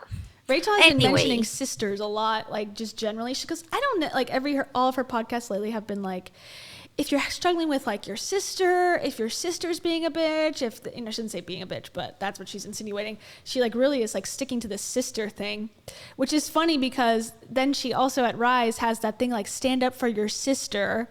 But then she's got she must hate her sister or something, or has some weird relationship, because she always like, there's always a sister. She's like, sis was part of the toilet gate, and then like, but then she calls like people girls. So it's like, do you like women or not? I can't tell. I think no, but then it's like her whole career is based on helping them. So I would say, I would assume, I'm not in her brain, so I don't know. But I think that Rachel is the kind of person who or the kind of woman who probably hates women, and is just constantly catering to the men, I would say.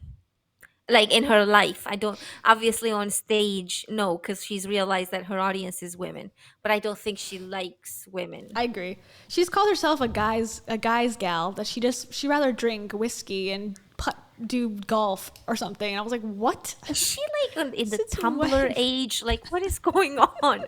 This is seriously Since when? These cringe things are so like, the time has passed like 15-20 years ago for these things. I don't know why she's doing it now. Is she trying to revive Tumblr here? Like, it's not gonna happen. I don't know exactly. I don't know what she's thinking.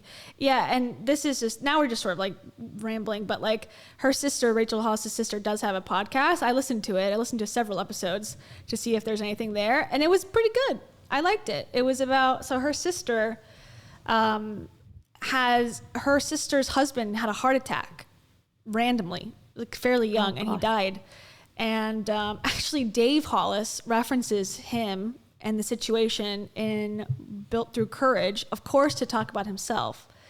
He talked about him going to the funeral and watching the slideshow and saying, well, what's my slideshow going to look like when I'm at my funeral? And I was like, oh my God, Dave. Oh, I had no idea this was like, oh man. It's like a real, yeah. So that's Rachel's sister's husband. And so the podcast is with another woman who's lost her husband and like how they're coping. And I find it to be really refreshing. There's no ads. It's just like two women talking. And some of the stuff they talked about was really interesting and good. Like, for example, like when you become a widower, real estate agencies started like sending all these like flyers like, hey, you're going to sell your house? We would love to like represent you to sell your house, and like different things that they have to deal with the loss of a spouse. And I had never thought about that before. And I was like, oh, okay, that's interesting. And so I like the podcast. Yeah. Wow, I'm gonna listen to it after. I'm Yeah, curious. it's called. I have it pulled up. It's called something about coffee. Hold on, it has nothing to do with coffee, but. Do you think like Rach is now jealous because her sister started a podcast? I How don't dare know. she? She's never brought it up before. Full Cup Club. Please, if anyone goes to it, don't bully her. I don't know. No one would, but just saying that for the judge when they review the case. No, we have no reason to believe that she is problematic. No, just she's because not. I don't think Rachel she is at is- all. Yeah, I don't think she is at all. And even if she was, like, this is all just critique, not to insinuate anything, to do anything Yeah. to anybody. And I would probably vouch. I mean, we'll have to wait and see. But I feel like Rachel has had this life, that is kind of different, and I feel like she is a little bit tone deaf. And I would assume, or I'm going into this, I'm going to listen to this, like thinking that her sister probably has been living in the real life and probably has just a bit of an idea, just like we do. And Yeah. some people who have had a lot of money seem to be a little bit like disconnected from, the life we live in, the world we live in, and just how terrible it can be for people with no money.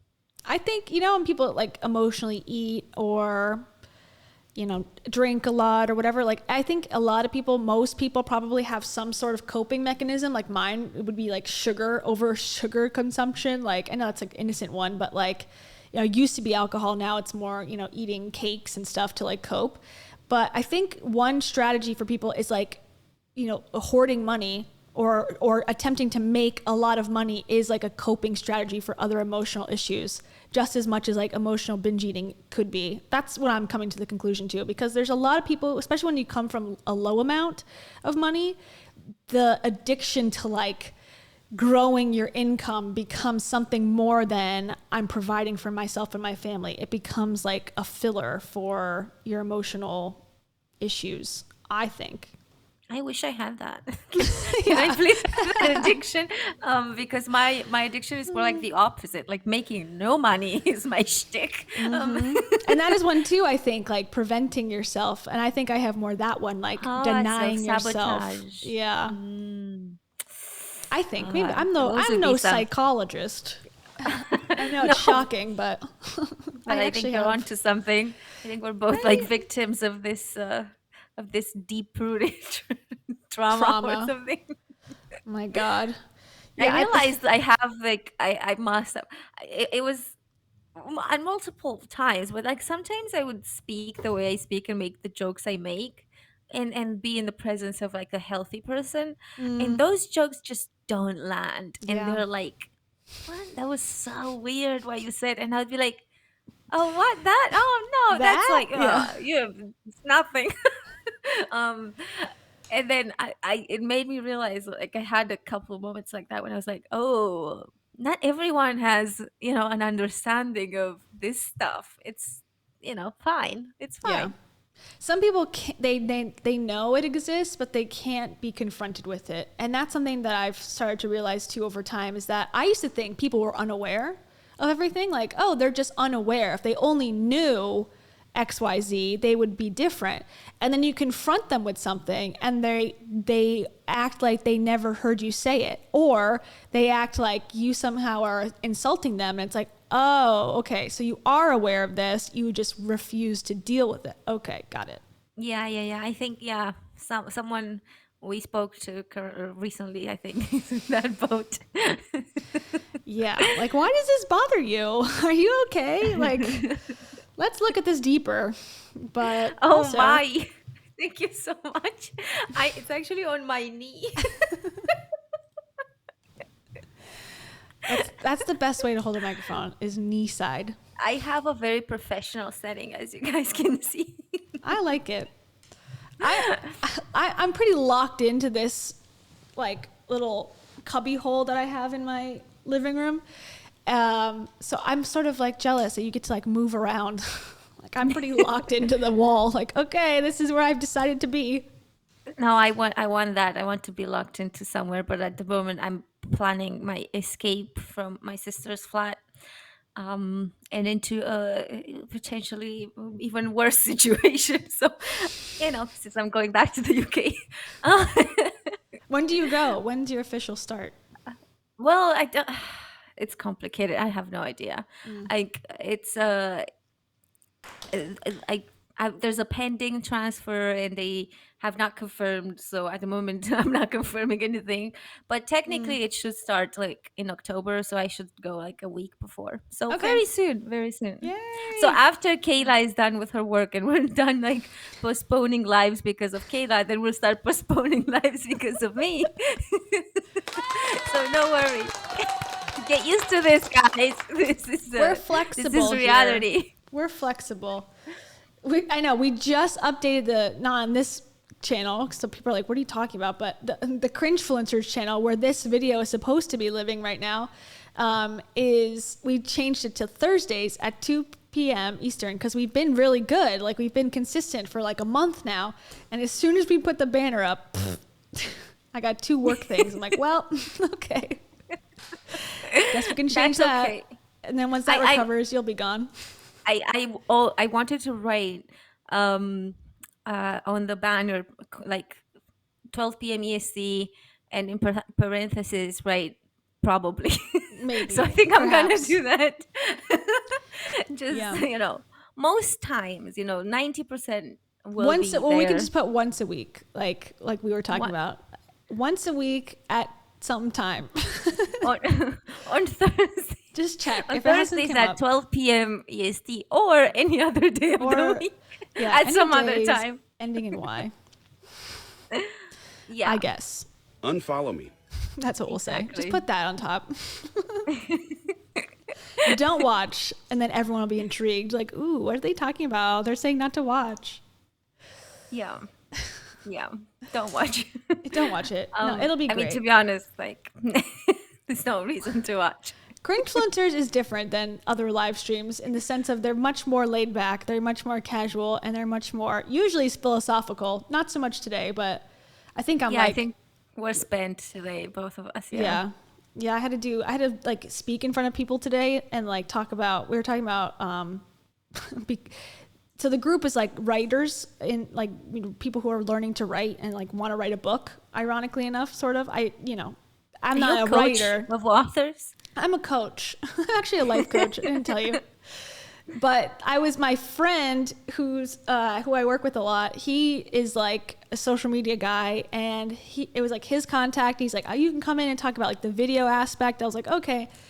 But it was like a group, and everyone was over the age of like 70, and it was like it's from a retirement group.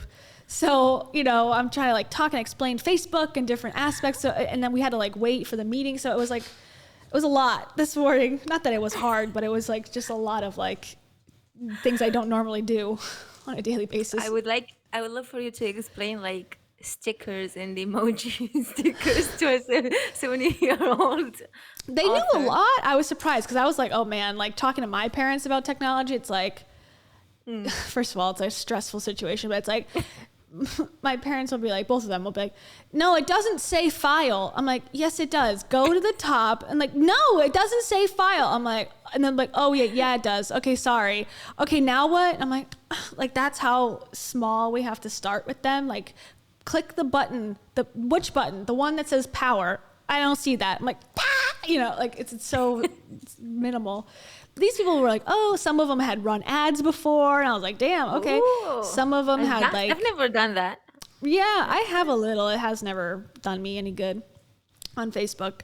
But yeah, and then some of them were like, the big thing that I had to explain is like the difference between page and profile on Facebook, because your profile is like you and like your Facebook account, like the typical, hey, follow me. And then page is like your business account, or it could be a creator account. But there was a lot of like intermingling of profile and page, like they were using it interchangeably. I'm like, oh, wait, that's going to confuse everybody. So it was cool. Honestly, okay, to get philosophical for a second, the place where it's at, it's like there's 100,000 plus retirees that live in this place I told you called the Villages. They have like golf courses, tennis courts, all these like, you know, community centers where you can go and like do these groups. And when I walked in, there was like a group that was doing like band practice. There was a group that was doing the thing I was doing. There's like a group playing like pickleball. I'm like, I want this for my life now. Like, I don't want to retire necessarily, but I want to like be in a community where I have activities that are not like hours of driving or only online. Like I miss, like I said this the other day, and I was sort of like in a negative place, but I was like, I'm lonely. Like I want to make friends. Like we're friends and whatever, but like we can't just like, hey, come, you want to get coffee? Like, I know, that's different. something I really can't wait to sometime come to the US, or you come to the UK, or you come to Romania, whatever, so that we can meet in person. Because I was watching Savvy and Savannah just like going away, like getting like tattoos together, and I'm like, oh, damn. Like, where's my tattoo? Yeah, I don't live, I mean, I live like, I would have to fly there obviously, but like, you know, like I'm around. No one invited me. No, it's all right. I don't talk to Savvy and Savannah. I talked to Savannah one time because I sent her a message. She looked like Jenny McCarthy, like this old picture of Jenny McCarthy, and I sent it to her. I was like, this looks like you. And she just like put a thumbs up. That was it. I don't think I ever spoke to her, but I watched her like a couple of times. Yeah, I used to watch her stuff a lot when I first got into, before I made my channel, and I was watching like anti-MLM stuff every day. I watch a lot of her stuff. And I watch Savvy stuff, and I've met Savvy and talked to her before, but I'm just joking. But we talked to like RK as well, so I was like, damn, like I would have known 3 people somewhat. I could add myself acquaintance. Yeah, I think it's really hard as an adult, you know, making friends and stuff. And like for us, like as internet people, it's even harder because we're so far. At least I am so far from you guys. Like I'm just, for me, it would be like 12 hours of flight easily. Yeah. Mm-hmm. And that kind of sucks sometimes because I'm so jealous of like the Financial Diet. I don't know if you guys watch the Financial Diet, but I love it. It's just my absolute favorite channel with like Chelsea and all of that. And they started a company and they just kind of, you know, it's great. And I was like, oh, I would love that. I would have to move to Florida. Yeah. You're welcome here anytime. Well, thank you, but It's I feel like warm. the climate is. I need the cold. Yeah, it's pretty hot. I couldn't right now. deal with the heat this summer in Romania. It was just too much for me. I didn't leave the house all summer, so It's wet heat too. But I don't know, like being there and seeing, the thing with me is like, so I have like, you know, acquaintances and friends and stuff from college and whatever, but yeah, a lot of us are spread out. Like my close friends have moved and whatever. And I have friends, like we go climbing, rock climbing, and there's a group, but there's something about, for me at least, being forced, not even by force, because I'm choosing to be there, but like having a reason to meet up in a large group multiple times. Like that is the best way and the only way I've made friends in my life, like close friends. Like if I'm on a sports team and you have to go to practice every day, like I'm not going to instantly make friends day 1, but by week 2, like I'm starting to, you know, find people I like, and like, or in school, like I always kind of made it eventually. But right now as an adult, like you have to text people and say, hey, do you want to meet up? And that takes like already knowing each other. So I'm stuck at that first place where I'm not meeting new people all the time. So I don't even have the chance to see like, hey, like, could we be friends? And I think with adults it's harder because everyone has like, you know, kids, pets, whatever. They have jobs, like a life. And so it's harder to slot things in, and you can't really.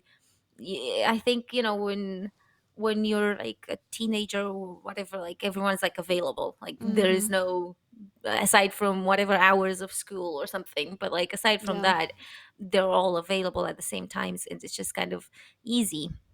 And with students living in the same like quarters, maybe that would be interesting because I'm going for a master's degree, but I feel like everyone would be so young.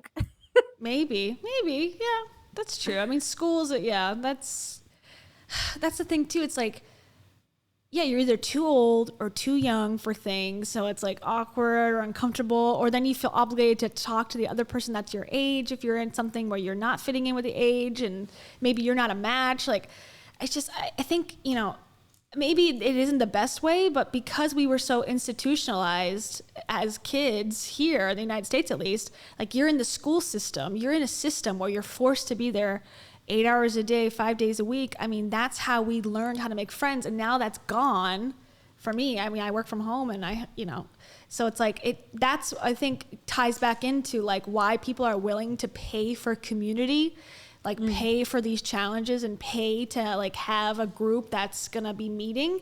But it sucks because I feel like it's disingenuous when there's money involved too much. Like if it's money to fund the sport that you're doing or to fund the activities you're doing, but to strictly pay to be in a sorority or to pay to be in a group, I think it sucks because you really realize how much money, like if I didn't have money, I'm not in this group anymore. And that's something that's hard to face. As someone who was in a sorority, like, I don't talk to any of them anymore because of that reason. So it's like, wow, I have no idea what these sororities thing. Aside from what I've seen in movies, I'm not sure how relevant my movie experience is. It's probably a lot of truth and a lot of like falsities. Exaggeration, I'm assuming. Yeah, I know. I'm trying. I am trying. Like, I'm trying. I heard this like advice from. You're onto something because I heard this advice from like a TikToker when it came to meeting like a partner. Like, how do you meet a partner? Somebody asked a question like, how do you meet someone when you don't want to go on the dating apps and stuff? And they said, go to the same place a lot. Yeah, and I think that's what like it is. there's something to that because like you become a regular and then you start to develop some relationships and you can be yourself instead of just because you're going for like ideally for something to do there, so you're just like all enjoying that activity, whatever that is. But it's like I don't know what that would be like. I have no idea what that would be. I'm just hoping I'm gonna find friends and a partner at masters. I have 12 months. That's it. My friend did that. She met her, well, they're still boyfriend, girlfriend, but she met her long-term boyfriend doing her MBA. So I think that's a good time to meet somebody. Yeah, except they're gonna be like together. 22.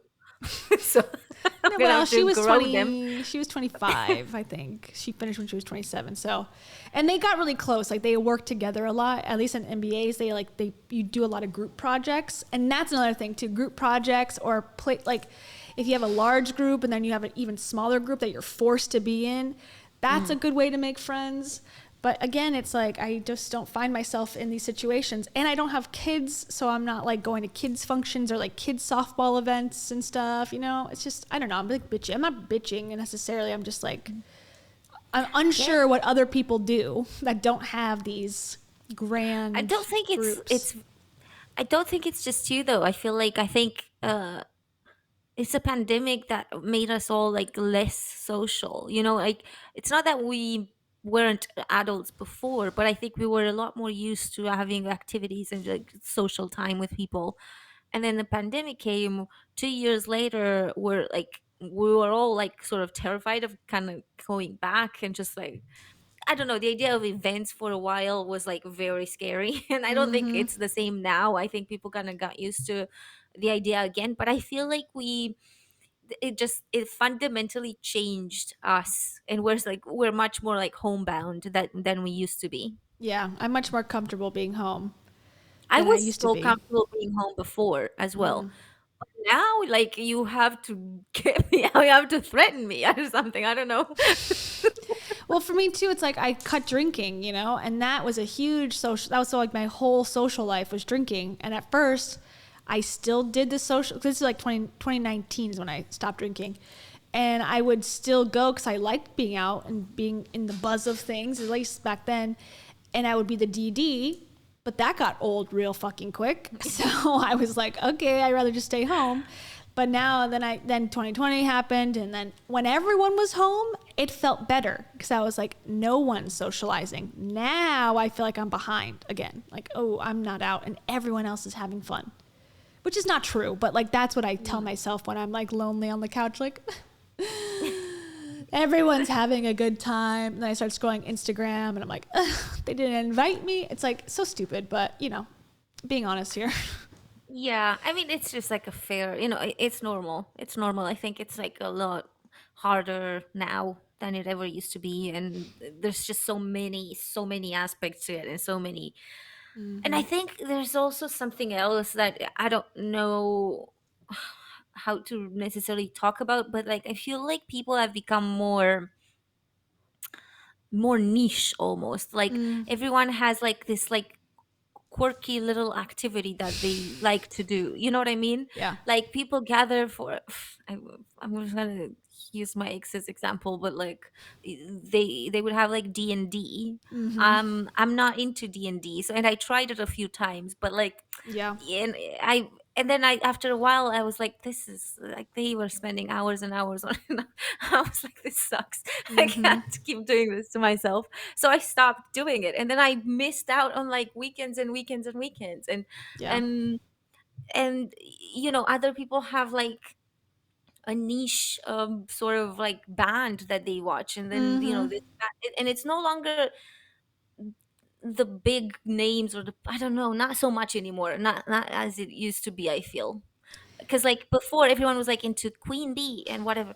They're Now it's so like niche name down that there's so many ways to connect with people who would like exactly what you like that we're missing out on the general. You live nearby me and we're both in this classroom and we have things in common, or like that's the commonality, is like we both live in this town and we're both at this location 5 days a week. Let's talk eventually. It's almost like I was in jury duty. I think I told half the story like a million times, but I had jury duty one time in the last couple of years, like 3 years ago, before the pandemic. And I had like I would never have met any of the people that were in the jury ever, because it's literally random. It's like they force you by law to come in and be selected. And there's like 12 of us. And all, different ages, different races, different backgrounds, different jobs. And we all got along great for like 10 days straight for this trial. And we spent so much time talking because that was the only thing we could do. And we would play Scrabble and stuff. And I really enjoyed it. And I was like, damn it, like that's what I want. Like jury duty for friends. You're probably this is sponsored by jury duty. The U.S. government. Fulfill your civil duties, everybody. You're probably the first person ever that enjoyed jury duty. Am I sad because I'm like, I need friends, let me go to jury duty? Like, I feel like everyone I know tried to get out of jury duty. They pretended they were sick. They pretended they can't get leave out of work, like shit like that. Nobody wanted to go.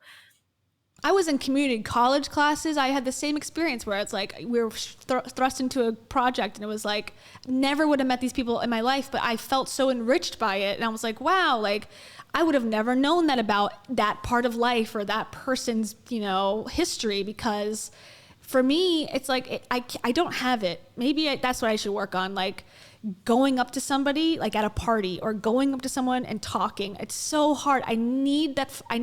That's why. Okay, here's some real deep tea on me. Deep feelings. I think that's why I started doing video in the first place, because it gave me a reason to approach people.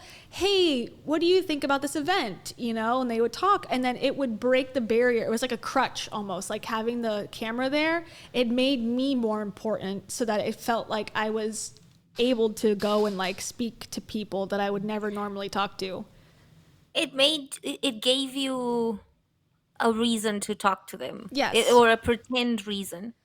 Yeah. But then see the thing is, like, you can do it because like people know that this is like the initial thing is pretend. People are. What's the icebreaker though? Like, what's the icebreaker where it's I have no problem. I'm so good with that. I'm like, what do you say?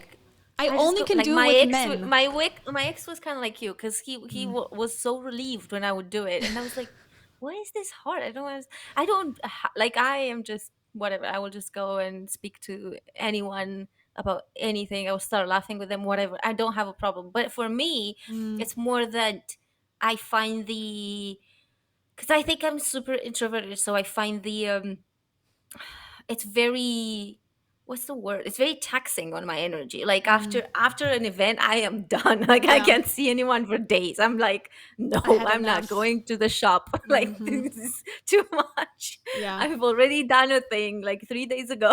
Thank you. No. Yep.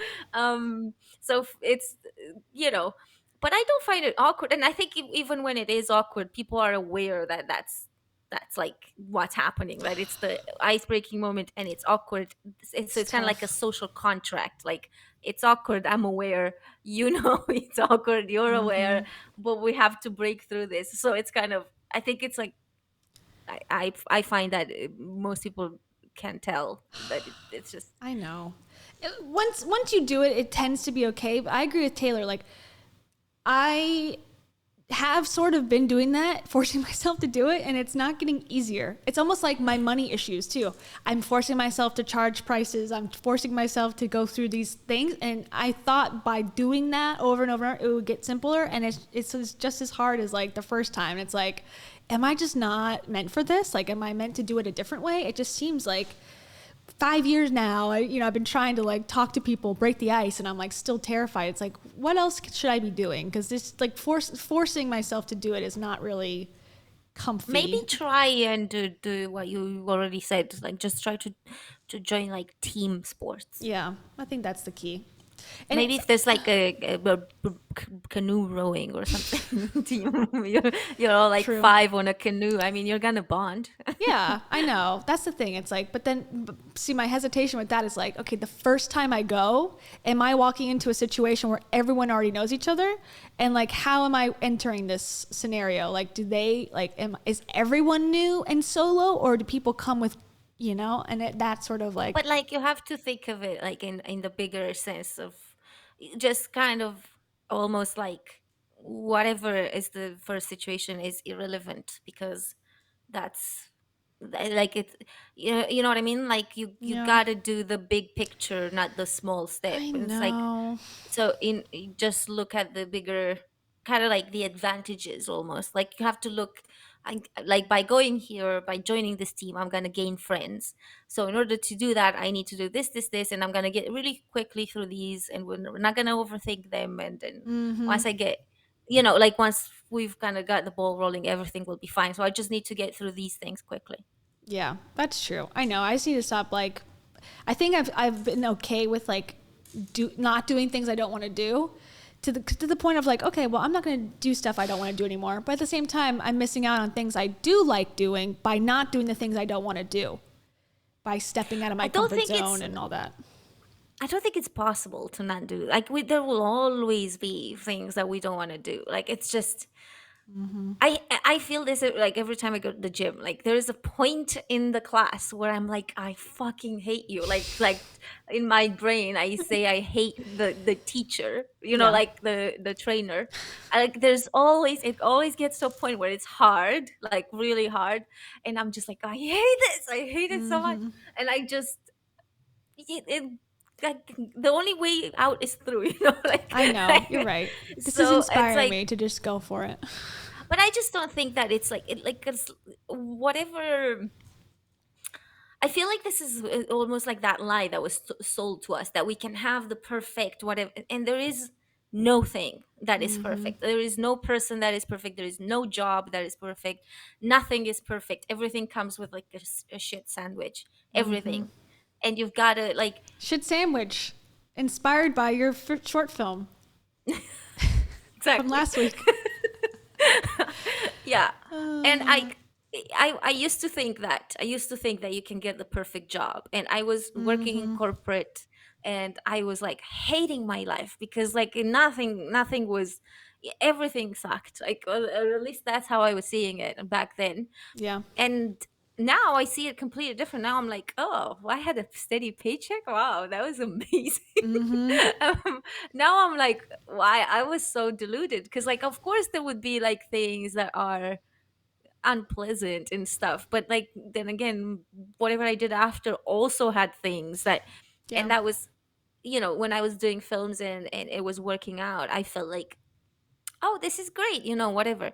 But then there would be like 8 months of the year when nothing would happen, or it's just So it's like, is it perfect if it comes with like 8 months at a time where nothing happens? Like that's not perfect. For So some now I'm people, like, that probably would be, and some people it's uncomfortable, or like it's okay. Like for me, yeah, same thing with like the paycheck. It's like, I sort of gotten used to it by sort of like not getting a consistent paycheck every 2 weeks. I can handle it, but if I had more expenses, then I wouldn't be okay. I'd have to get a job. I don't think I don't have the balls or the net, backup net to, if I had to pay for more things a month, that I would be able to have the job I currently have, which is like some months are great, some months are shitty. It just depends. yeah, for me with films and just generally working freelance in TV, I quickly realized I didn't have the personality to be working freelance because I'm not someone who can like ask yes very easily. So for me, I'm more of an like, in real life. I don't know if you guys have picked up on this when it comes to me, but in real life, I'm more of an acquired taste. and uh, I and it like takes the some taste. time to acquire it, like it doesn't just happen. So with freelance jobs, when the job is like 1 week, that's not enough time to acquire my taste. Like I need 6 months. Yeah. So after 6 months, I feel like people can they get used to me. They understand, like, okay, she's broken in many ways, whatever. She's imperfectly perfect. She's Yeah, perfectly exactly. imperfect. Yeah. So I realized I didn't have the personality for freelance. Like that was one. And I also hated the jumping from one. Like I hated it. Like it constantly meant that I had to message people and be like, "Hey, do you have any jobs?" Like it was very very humiliating. I didn't enjoy that. And then It's tough. I'm not gonna lie, it's with tough. like the pay and stuff, like it was completely unsustainable. Like there was no way that I could make that work. Like I had to, like, at one point even YouTube was more sustainable than my freelance work, and It's I was becoming like, that this way. is I For was sure. shocked. I was like, not now. Like now YouTube is very bad for me. but there was Well, a at least point they when I was pay like, on time. Yeah. Like oh guaranteed. yeah, at least they pay monthly, and I'm just like, okay, I can make this work somehow. But no, and now I'm like, you know what, the corporate stuff wasn't that bad after all. It's like, well, corporate. I always think that I'm like, I could, try to get a job and then I'd meet people that way. But I'm like, do I really want to give up my entire freedom? Like, I do really like having my own schedule and being able to do streams when I want and, do YouTube when I want. If I have to adhere to a schedule, I'm like, ooh, that goes away. Is that worth, is it worth it to meet some people at happy hour or whatever, like, I don't know. Probably not.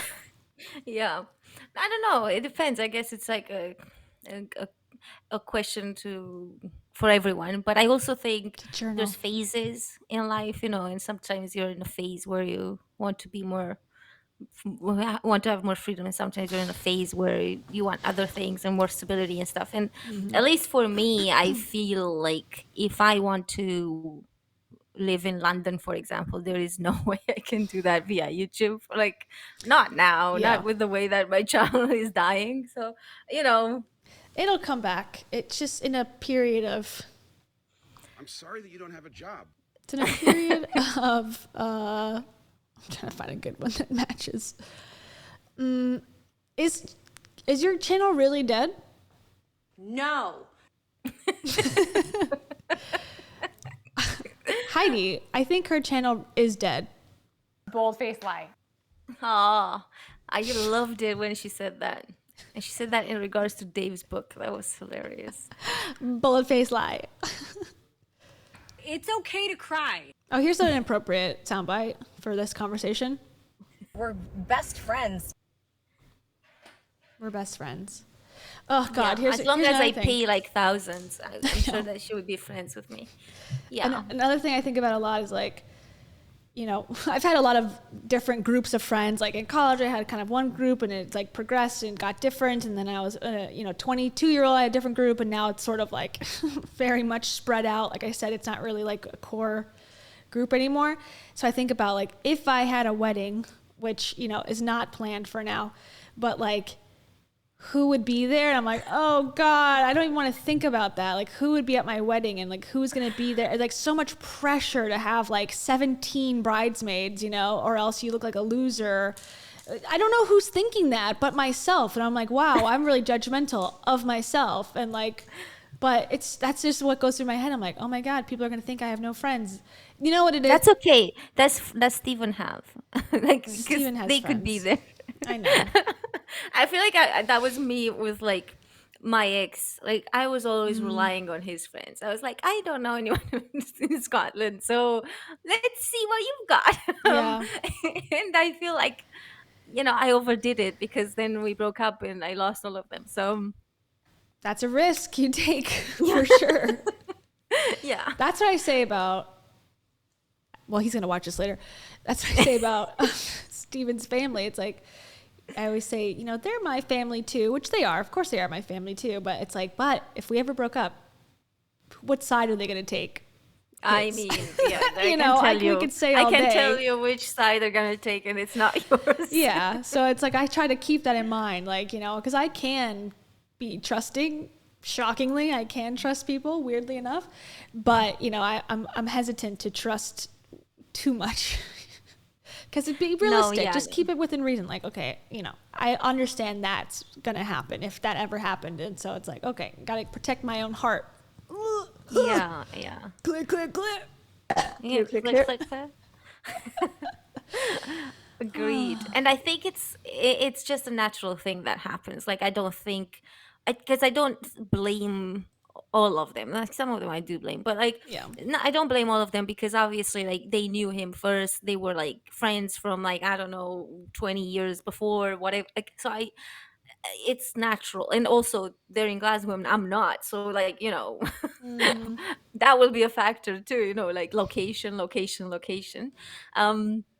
But I think there's definitely like a bit of comfort, I guess, like, that it's easy to fall into, like, when you have a relationship and you're just, because that's what I did. Like, with my friends, I was constantly like inviting him over, and like, I didn't keep that separation at all, to the point where even my friends like are on his side now. So it's like, great, that's fun. So it's complicated. Life is so complicated. It is complicated. I feel like we don't talk about it enough as people. Like, I never talked about these issues with my in-person friends. Like, hey, do you guys ever feel like we don't have enough friends? Like, I would be mortified. I wouldn't be able to express myself like I can express myself here for some reason, which maybe is a sign that I need to be more outgoing and like be honest. Because I'm always afraid, like, I don't know, in person, I feel like there's much more of a need to be okay. Like, I don't know why I feel that. Like, if someone's standing in front of me, I can't just be like, unless it's like someone I'm really close to. I don't know. Like, it's almost like there's that physicalness. I'm like, okay, don't be too weird.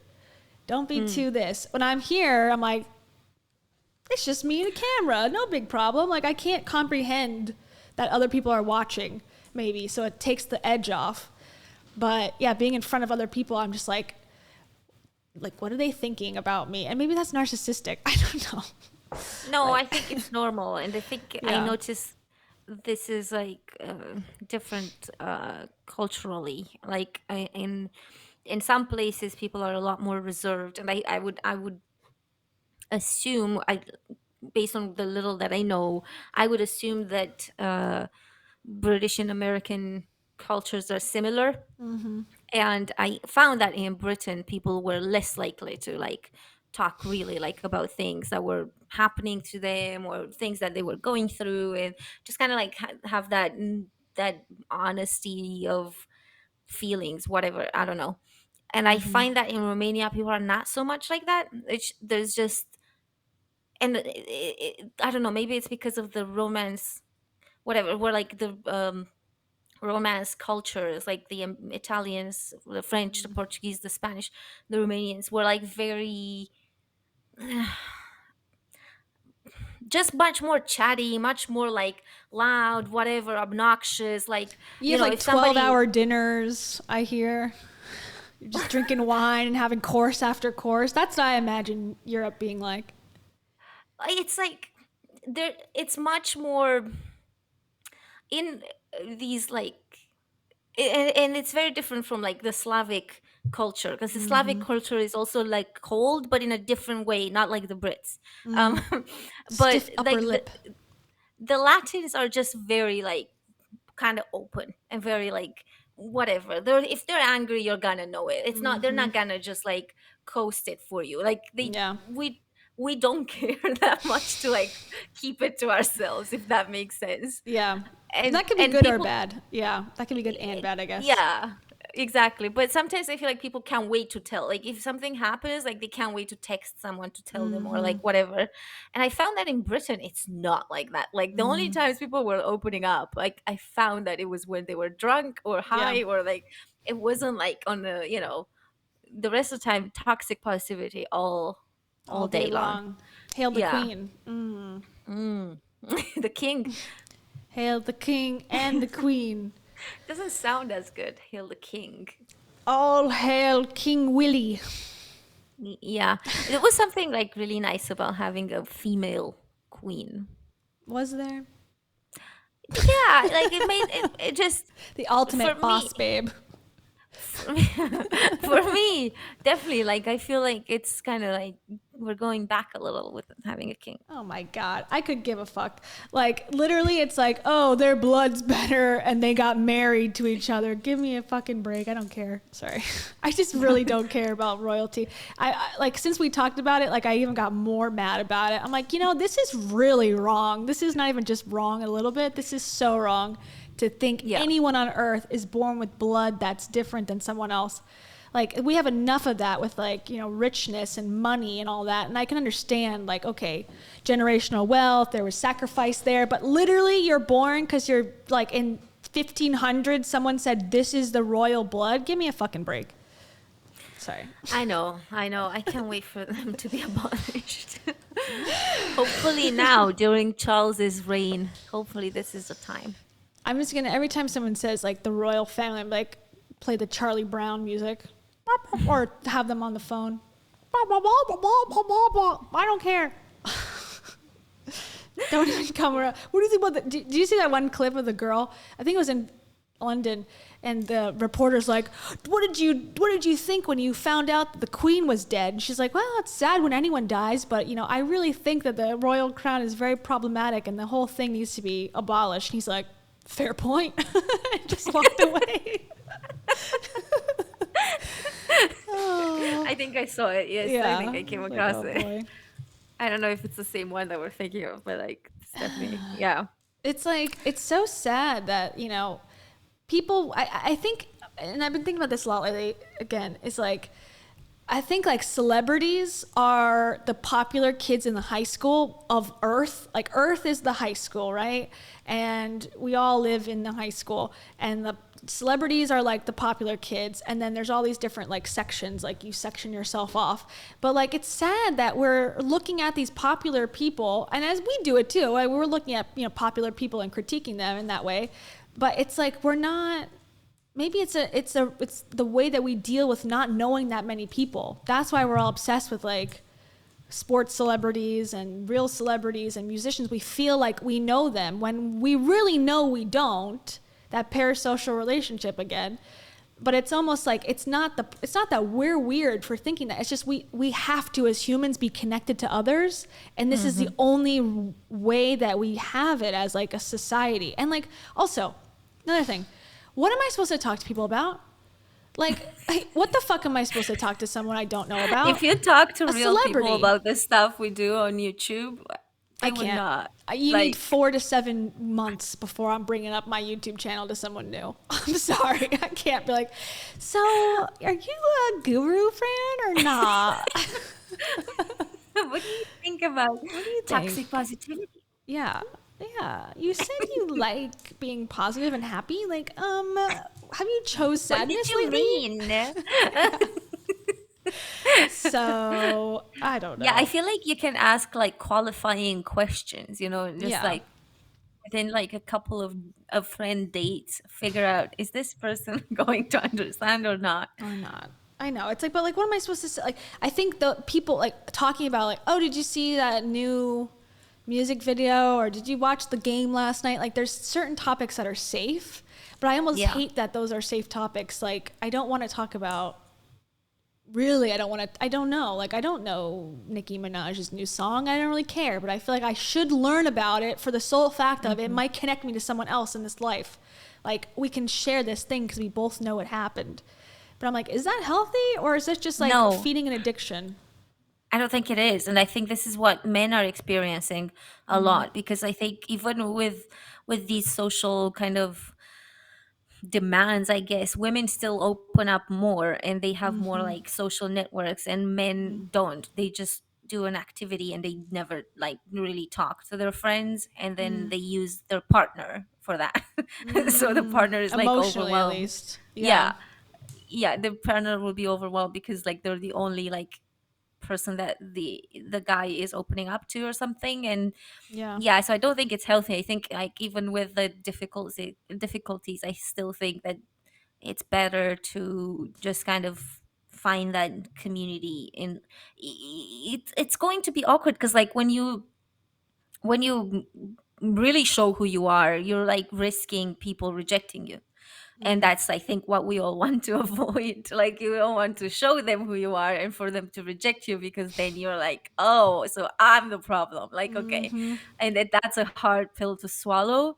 But then if we don't show who we are, then what is that? That friendship is never going to do anything for you. So you're like wasting time. Like, you're wasting time, and you're going to get frustrated because you're not yourself, because you're trying to not get rejected for being yourself. So it's kind of like it can become like a really toxic cycle, just because we're afraid of that moment. But like it's inevitable, you know, if they're gonna reject. I see this. I think this is my um sort of what's the word, my philosophy about dating. Like, I'm gonna open up and I'm gonna be me, and if they're gonna reject me, I'd rather have them reject me quickly so that I'm not like emotionally invested. Yes. And it doesn't happen like in a few years when I'm like, you know, in love, and like, you know, we've got a flat together and whatever. So, you know, Become I think serious. Yeah. it's No, I easier agree. to get the people who will reject me for who I am out of the way quickly, you know. So, and I can only do that by showing them. Yeah. Yes. And I feel like romantic versus platonic relationships, like, I don't know how you feel about like, can a woman, you know, if they're straight, can you be truly friends with a guy? That's like sort of a debated topic. Or are they always going to secretly love you deep down, or like you, or want to have sex with you deep down, you know? Or is there like, because if there is a guy ever, like, I would be friends with a guy, but I also have that in the back of my head, so it limits me to women. And then with women, it's like totally a different experience. Like, I would feel much more okay with being rejected by a guy, because that's like more typical. Like, okay, well, we don't match, so it's not going to be the one, you know, in that scenario. But a woman, like a friend, we can have multiples and they can come and go. So it's sort of like, I don't know, more pressure to like make it work, because if a girl rejects me as a friend, it's like, oh God, like, that shows something about me. If a guy rejects me, it's like, okay, well, it wasn't the right one, no problem. Yeah, like it was a physical attraction or lack thereof, whatever. There's nothing I can do about that. But that's the thing we should feel about personalities. Like, there's nothing we can do about who we are. Like, we are who we are. And I like for some reason we feel like we can edit that. We can edit our temperament or personality, but we cannot edit how we look. Like, they're gonna see me how I look, and it doesn't matter if I tell them I'm pretty. They're they're really right pretty. there. They're right there. They can see me. So I've been voted it's most not pretty gonna by work. everyone I've ever known. So I think that's true for the personality too. Like, we can't edit it. We can just pretend. Like, we can make it look a certain way, but at the end of the day, we're not changing. So or, you know, change can happen, but like it's not a quick overnight thing. But I think what happens in that moment is like, when we do that, and we've all been in that situation in 100 million times, but what happens is you in that moment, you don't get any benefits from that interaction because you're not like, you know what I mean? Like, how can you get a benefit when you're not showing like the real thing? Because Yeah. if they respond to the real thing, then you get you get like an amazing moment with that person because you've just shared something intimate, or like you've just shared, like, you've bonded over something. But if you bond something, if that is over something that is not there, then you've not bonded, so you don't feel the bond. It's like it's useless. Yeah. Almost. Or negative. If you bond over something horrific, then like, what is there a good bond that can be made, or is it only like, well, the trauma bond of like, we both suffered abuse, like now we're best friends, like, ooh, you know, is that good? Is that last like past? You know, I think a lot of my high school friends, looking back, I'm like, the ones I'm still friends with now, it's like, oh, we have similar upbringings in a lot of ways, or like similar family lives, and I think that's why we liked each other, because it was like, oh, we can relate to each other. But now we're at different stages of like recovering from that, and it's hard when like you're all at different stages and things, and it's, I don't know. It's like, do you want to drag yourself back into that because you're sort of moved on, but they're starting their journey and like being supportive? It's like, oh my God, I'm neurotic. If you didn't know, like I'm a very neurotic person. And so I think about all these things constantly. But I'm still a chill girl. And I see comments, by the way, about being bi and pan and all that. I just meant it in my own life. I didn't mean this as like a universal rule of thumb or anything. Like, and in like my group of friends, and the ones that I had when I was like growing up were straight couples, like basically when I was, well, at least that they were out at the time. So what I mean by that is like, you know, when you're meeting someone in high school, I guess, like a boy or something, like there's always that one like question, like, okay, do they like me like that, or do they not like me like that? And I've never had to deal with that on the female side, so I can't speak to that. So I'm sorry if that was offensive. I didn't mean it to be. No, I don't think it was offensive. I think it's a fair enough experience, to be honest, because I think it's not just, it's not rare that happens. And men always say this on TikTok. They're like, no, of course he doesn't want to be friends with, and I'm like, but then what is with this? What's with the pretense? Like, they just, not everyone, obviously. No, we're not painting everyone with the same brush, but like, lots of men do that, where they go and then they complain about the friend zone. They go into the friend zone and they get friend zoned, and then they complain that they're friends. It's like what's wrong with being friends in the first place? And then second, didn't you just do it to yourself? Like, you literally went through the motions of becoming friends with someone only because you actually wanted something else, and then of course you're not getting what you wanted, because duh. Like, I gotta say though, as many times as I've said like the opposite, like, no, men and women should be able to be friends, you know, every single time I've done that, and I've convinced myself, like in the past, like, okay, this is fine. There's a text at like 3 a.m. Hey, just think, I'm like, no, shut up. Like, I don't want to know. Like, I do, because I need to know like what you're thinking. But at the same time, it's like, I fucking knew it, you know? It's always like, you can't, like, they say, like you said, like, people, and I am like generalizing, and I don't mean to, but in my experience, it's been like, some man will say like, oh yeah, I'll just be friends, I'm not looking for anything. And then you become friends, and then all of a sudden it's like, but what if? It's like, no. Yeah.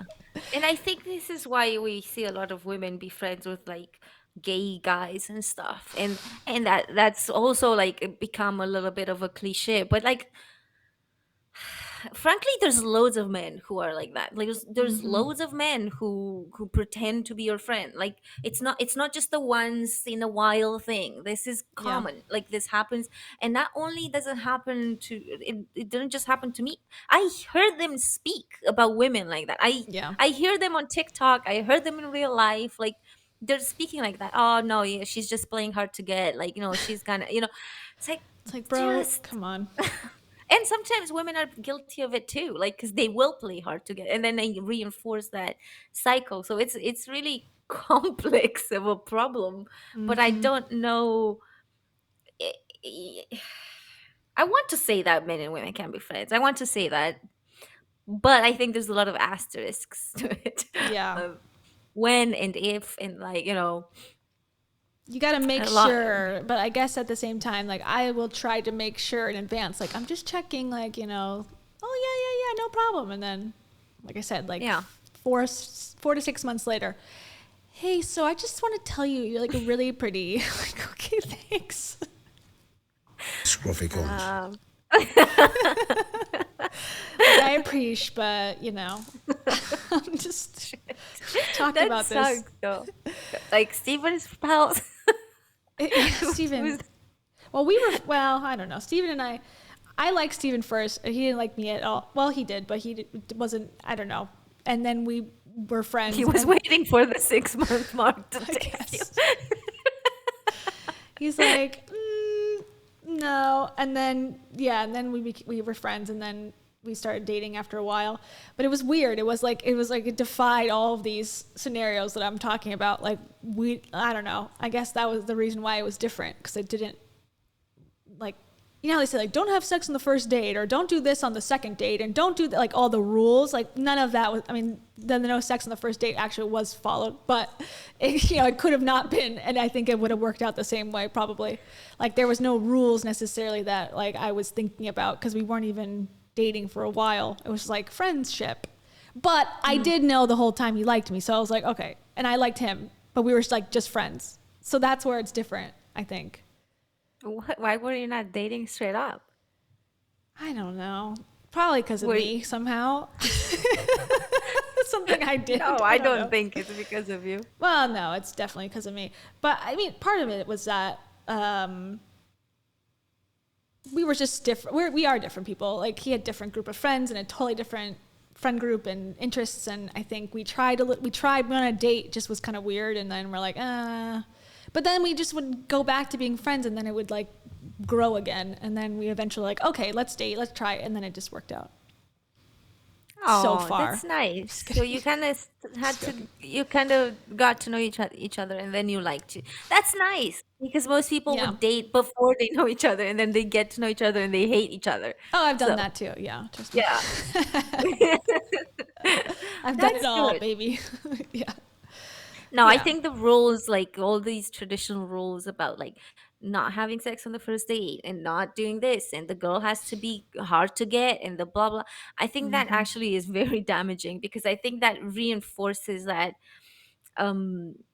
those ideas in people's heads, and then it's almost like, okay, especially with the sex thing, like if you're gonna be like, I'm not gonna put out for like 5 months or like whatever, he's gonna wait until then, but then he's gonna ditch you because he got what he wanted. And not all of them, but it's possible that because some of them will be staying for that for only that reason. Yeah. So if you actually get that out of the way on the first date, sometimes it's better. Clear.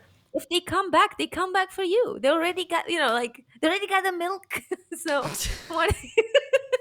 Clear. It's clear. I think that for me in that situation, it's like the deception. Because if you're being honest and you're like, hey, I have a rule for my life that I only will have sex with a person 4 months, and the reason why is because I feel like it gives me enough time to know if we have a connection. Okay, if you're upfront about that and honest, I'm all for it. But if it's like secretly, like you're keeping that as like to test him or whatever, or to test her, however the dynamic is, I think that's deceptive, and that's a quality I don't like. It has nothing to do with whether it's sex or not, but like tricking someone or like watching them to see how they react, or testing somebody. Or it's also a manipulation tactic, because like lots of girls will do it to manipulate the guy into thinking they're like a lot less slutty or something than they actually are. It's like, because they're like, this one's a keeper, so I'm not sleeping with him. It's like, what? But because he's a keeper, you should, like, I'm pure. It's like, what does that even mean? Like, it's like you just put out for the ones that are not a keeper. Like, how is that making any sense? Yeah. Like to me, that's like worse. It's like, you're just feeling you're yourself with all these guys that have created all sorts of trauma But with this one that you actually like, you're like, no, no, no. No. It's like, what the No, hell? no. Like, why is this Yeah. so backwards? Like, you should want to do it with the guy that you like, not with the guys you don't like, and they're not You keepers. should do whatever you want at all times, like within reason when you're not hurting someone else. I just think like, yeah, purposely doing something to prove a point is like, I don't know, maybe that's cool at like 16, 17, but like when you're in your, you're a little older, you're starting to like be yourself. It's like, let's cut that out. Yeah. And from me, my perspective, I've heard people say like, oh, we've had sex the first time and like never heard from him again, got ghosted. That sucks.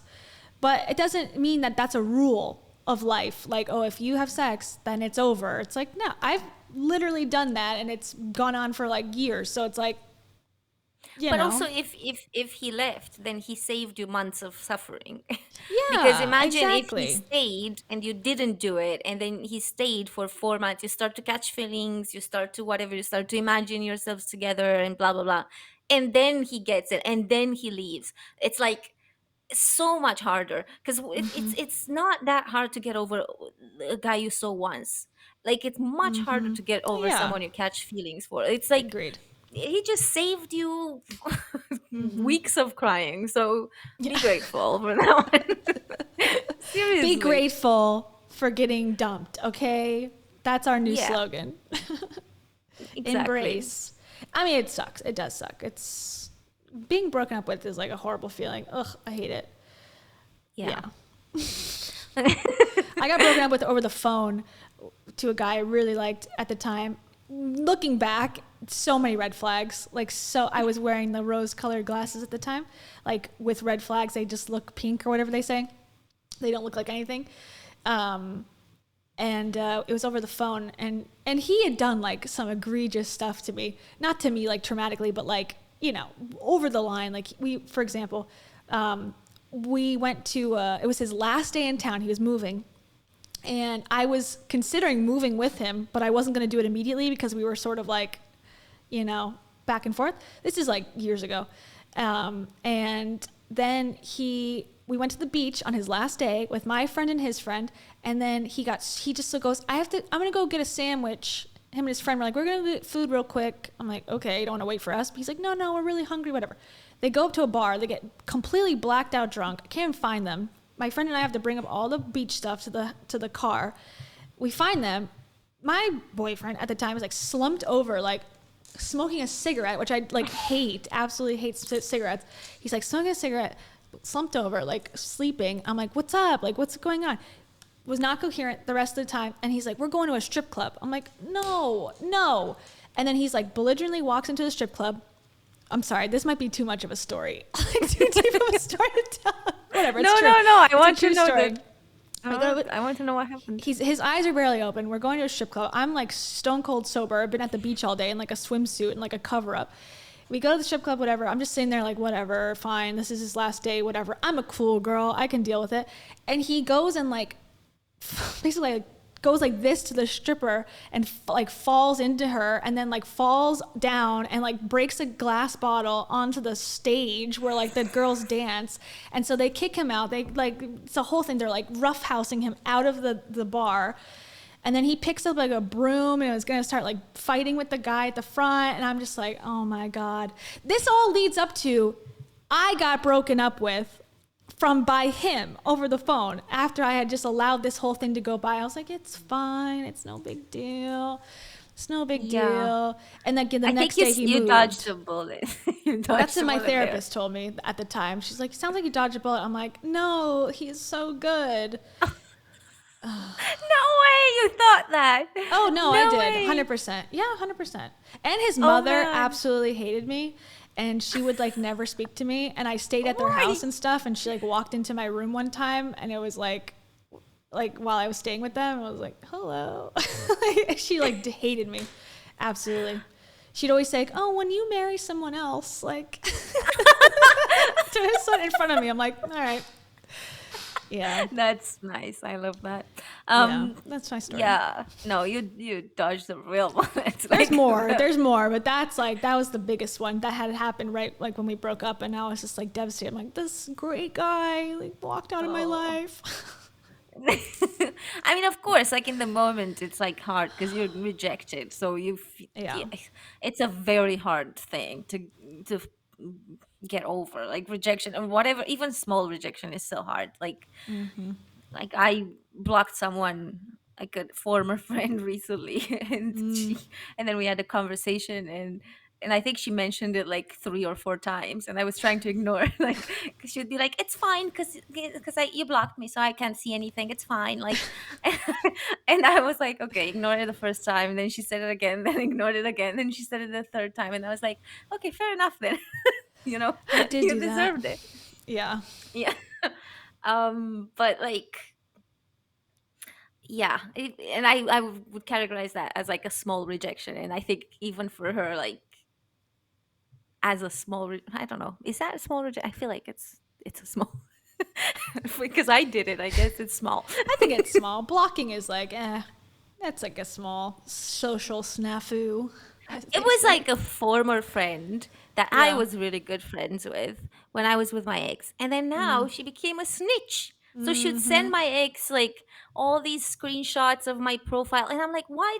And he would tell me. He would be like, Danny sent me this. Like, well, like he would know everything. Traitor. And I'm like, this is a year later. Why is he, like, how does he know everything about me? Like what I'm doing, what I'm saying, like The everything. mole. Yeah. And I blocked so many people. I don't even use Facebook anymore, but I have a list of like 27 people that I've blocked. So I don't know if that's a lot or a little, but yeah. block away is my motto. I had to because I feel uncomfortable with him knowing everything I do. Like it's just very like he's in the past.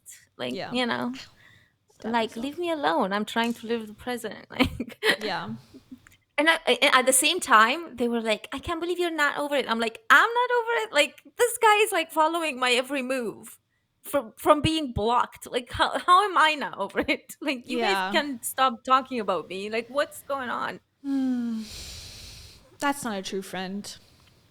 No, I know that's what I realized. And she also kind of tried to like work her way around it when we were talking about it and pretend like she only sent one screenshot this one time. And I'm like, no, he's over the last 12 months, he's known a lot of things he shouldn't have known.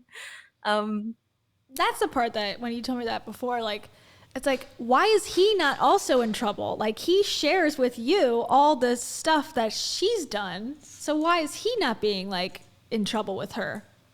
He should have been in trouble. Like if these people had like any critical thinking skills, he should have been in trouble like straight off the bat because he was the one doing all of the things. Like so many things, even with things that I was complaining about. He was the cause. He was causing all of the stuff. And he's still causing things. So, I was always like, why don't you fucking go to him and be like, hey, dude, it's not cool what you're doing. Like. No, but they decided they came up with a term together, and now I saw it regurgitated both by her and him, like while talking to me, and I was like, "What you guys like need to get some?" They came up with like the term selective truth, and I was like, "Oh, do you mean like telling things from my perspective?" Yeah, alternative facts. It's called selective truth. Yeah, and I'm like, yeah. You mean telling things as I see them? Yeah, okay, that sounds fair enough. My perspective. On life. Sharing my view of things. Yeah. That's so would fair. you like they were accusing me of that. I'm so like shocked that this happened because like they're accusing me of like not telling the full story and stuff, and I'm like, what do you mean? Like when I have a rant about this one specific thing, you want me to talk about the good times? And like, oh, this one time by the way he paid for my dinner. Just to keep things like balanced. Like what? It's like I don't know. I did not. That's what I do that. though like, in my own head. I'm like especially with my parents, I'm like mad about something like that's legitimately concerning, and then I'm like, well, they let me be on sports teams. So like when I was 7, I should probably let this go. Like, why? Like, why do I think that? Like, well. He did fight a bouncer at the strip club, but, he did compliment my hair one time. So, I guess it's even. It's like, why do I do that? No, Insecurity is why. I'm not capable. There's the of answer. I'm secure. I'm getting there. I'm being honest about my life. I feel like I've recovered a lot. So no one be concerned. It's like the 20s are a difficult time, like I think it's the most tumultuous, I hope. It's the most tumultuous worse from here. I hope it's all good in my 30s because the 20s have been freaking insane. 30s are better, off to a better start, I would say, so far for me. Yeah, for once, like I'm just not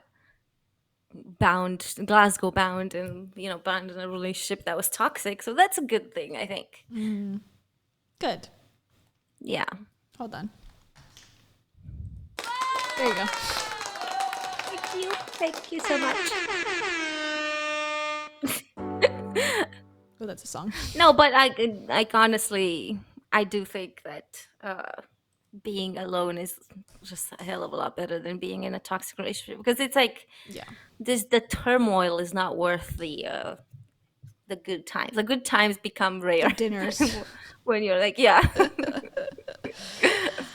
I feel you. All right, well, that was some personal trauma release. Click, click, click. We should cut this out of the stream, just in case. Yeah, let's blur and blank out. We'll redact the entire thing. We'll have just like, and so then I told that happened, and then I don't have the patience for that kind of editing. I know. I get to edit this one. I know, seriously. For the record, not that people are still here. I'm gonna take this down. We're gonna take this down off this channel because I messed up again. For the record, I've made a mistake, and I'm gonna put this correct. I'm gonna correct the mistake and put it on the correct channel. So if you want to rewatch this for whatever reason, you can go on the other Cringe-Fluencers channel. Maybe we have a different audience. Who knows? I definitely like Kimberly, Catherine, I can recognize you, but I don't know if everyone here knows about Cringe-Fluencers. I don't know if you guys are. No name. I recognize it. I'll show it. No I name. can actually show it. Meta. We can show what it looks like. We can grow the following this way. Okay, here we go. Oop. That's YouTube. If you've never heard of YouTube, that's what it looks like. Okay. This is our channel, Cringe-Fluencers. Every Thursday at 12 p.m. Except for when we do it on except for Wednesdays. today and next week, and possibly other times too. But we'll always update it the week of, like what the changes.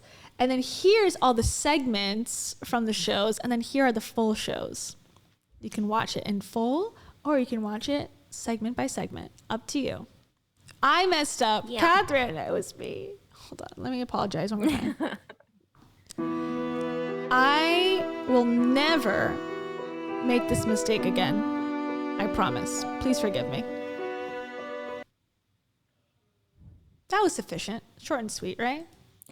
I mean, no, because you didn't blame the team and you didn't talk about how life was really hard. Are you mad because I have 2 channels? Are you mad because Camelia helps me sometimes? Is that the reason? No, sis. I woke up at 4 a.m. today. What did you do? Is it because... You are privileged AF. Is it because of that? I want to be relatable. I do. Yeah.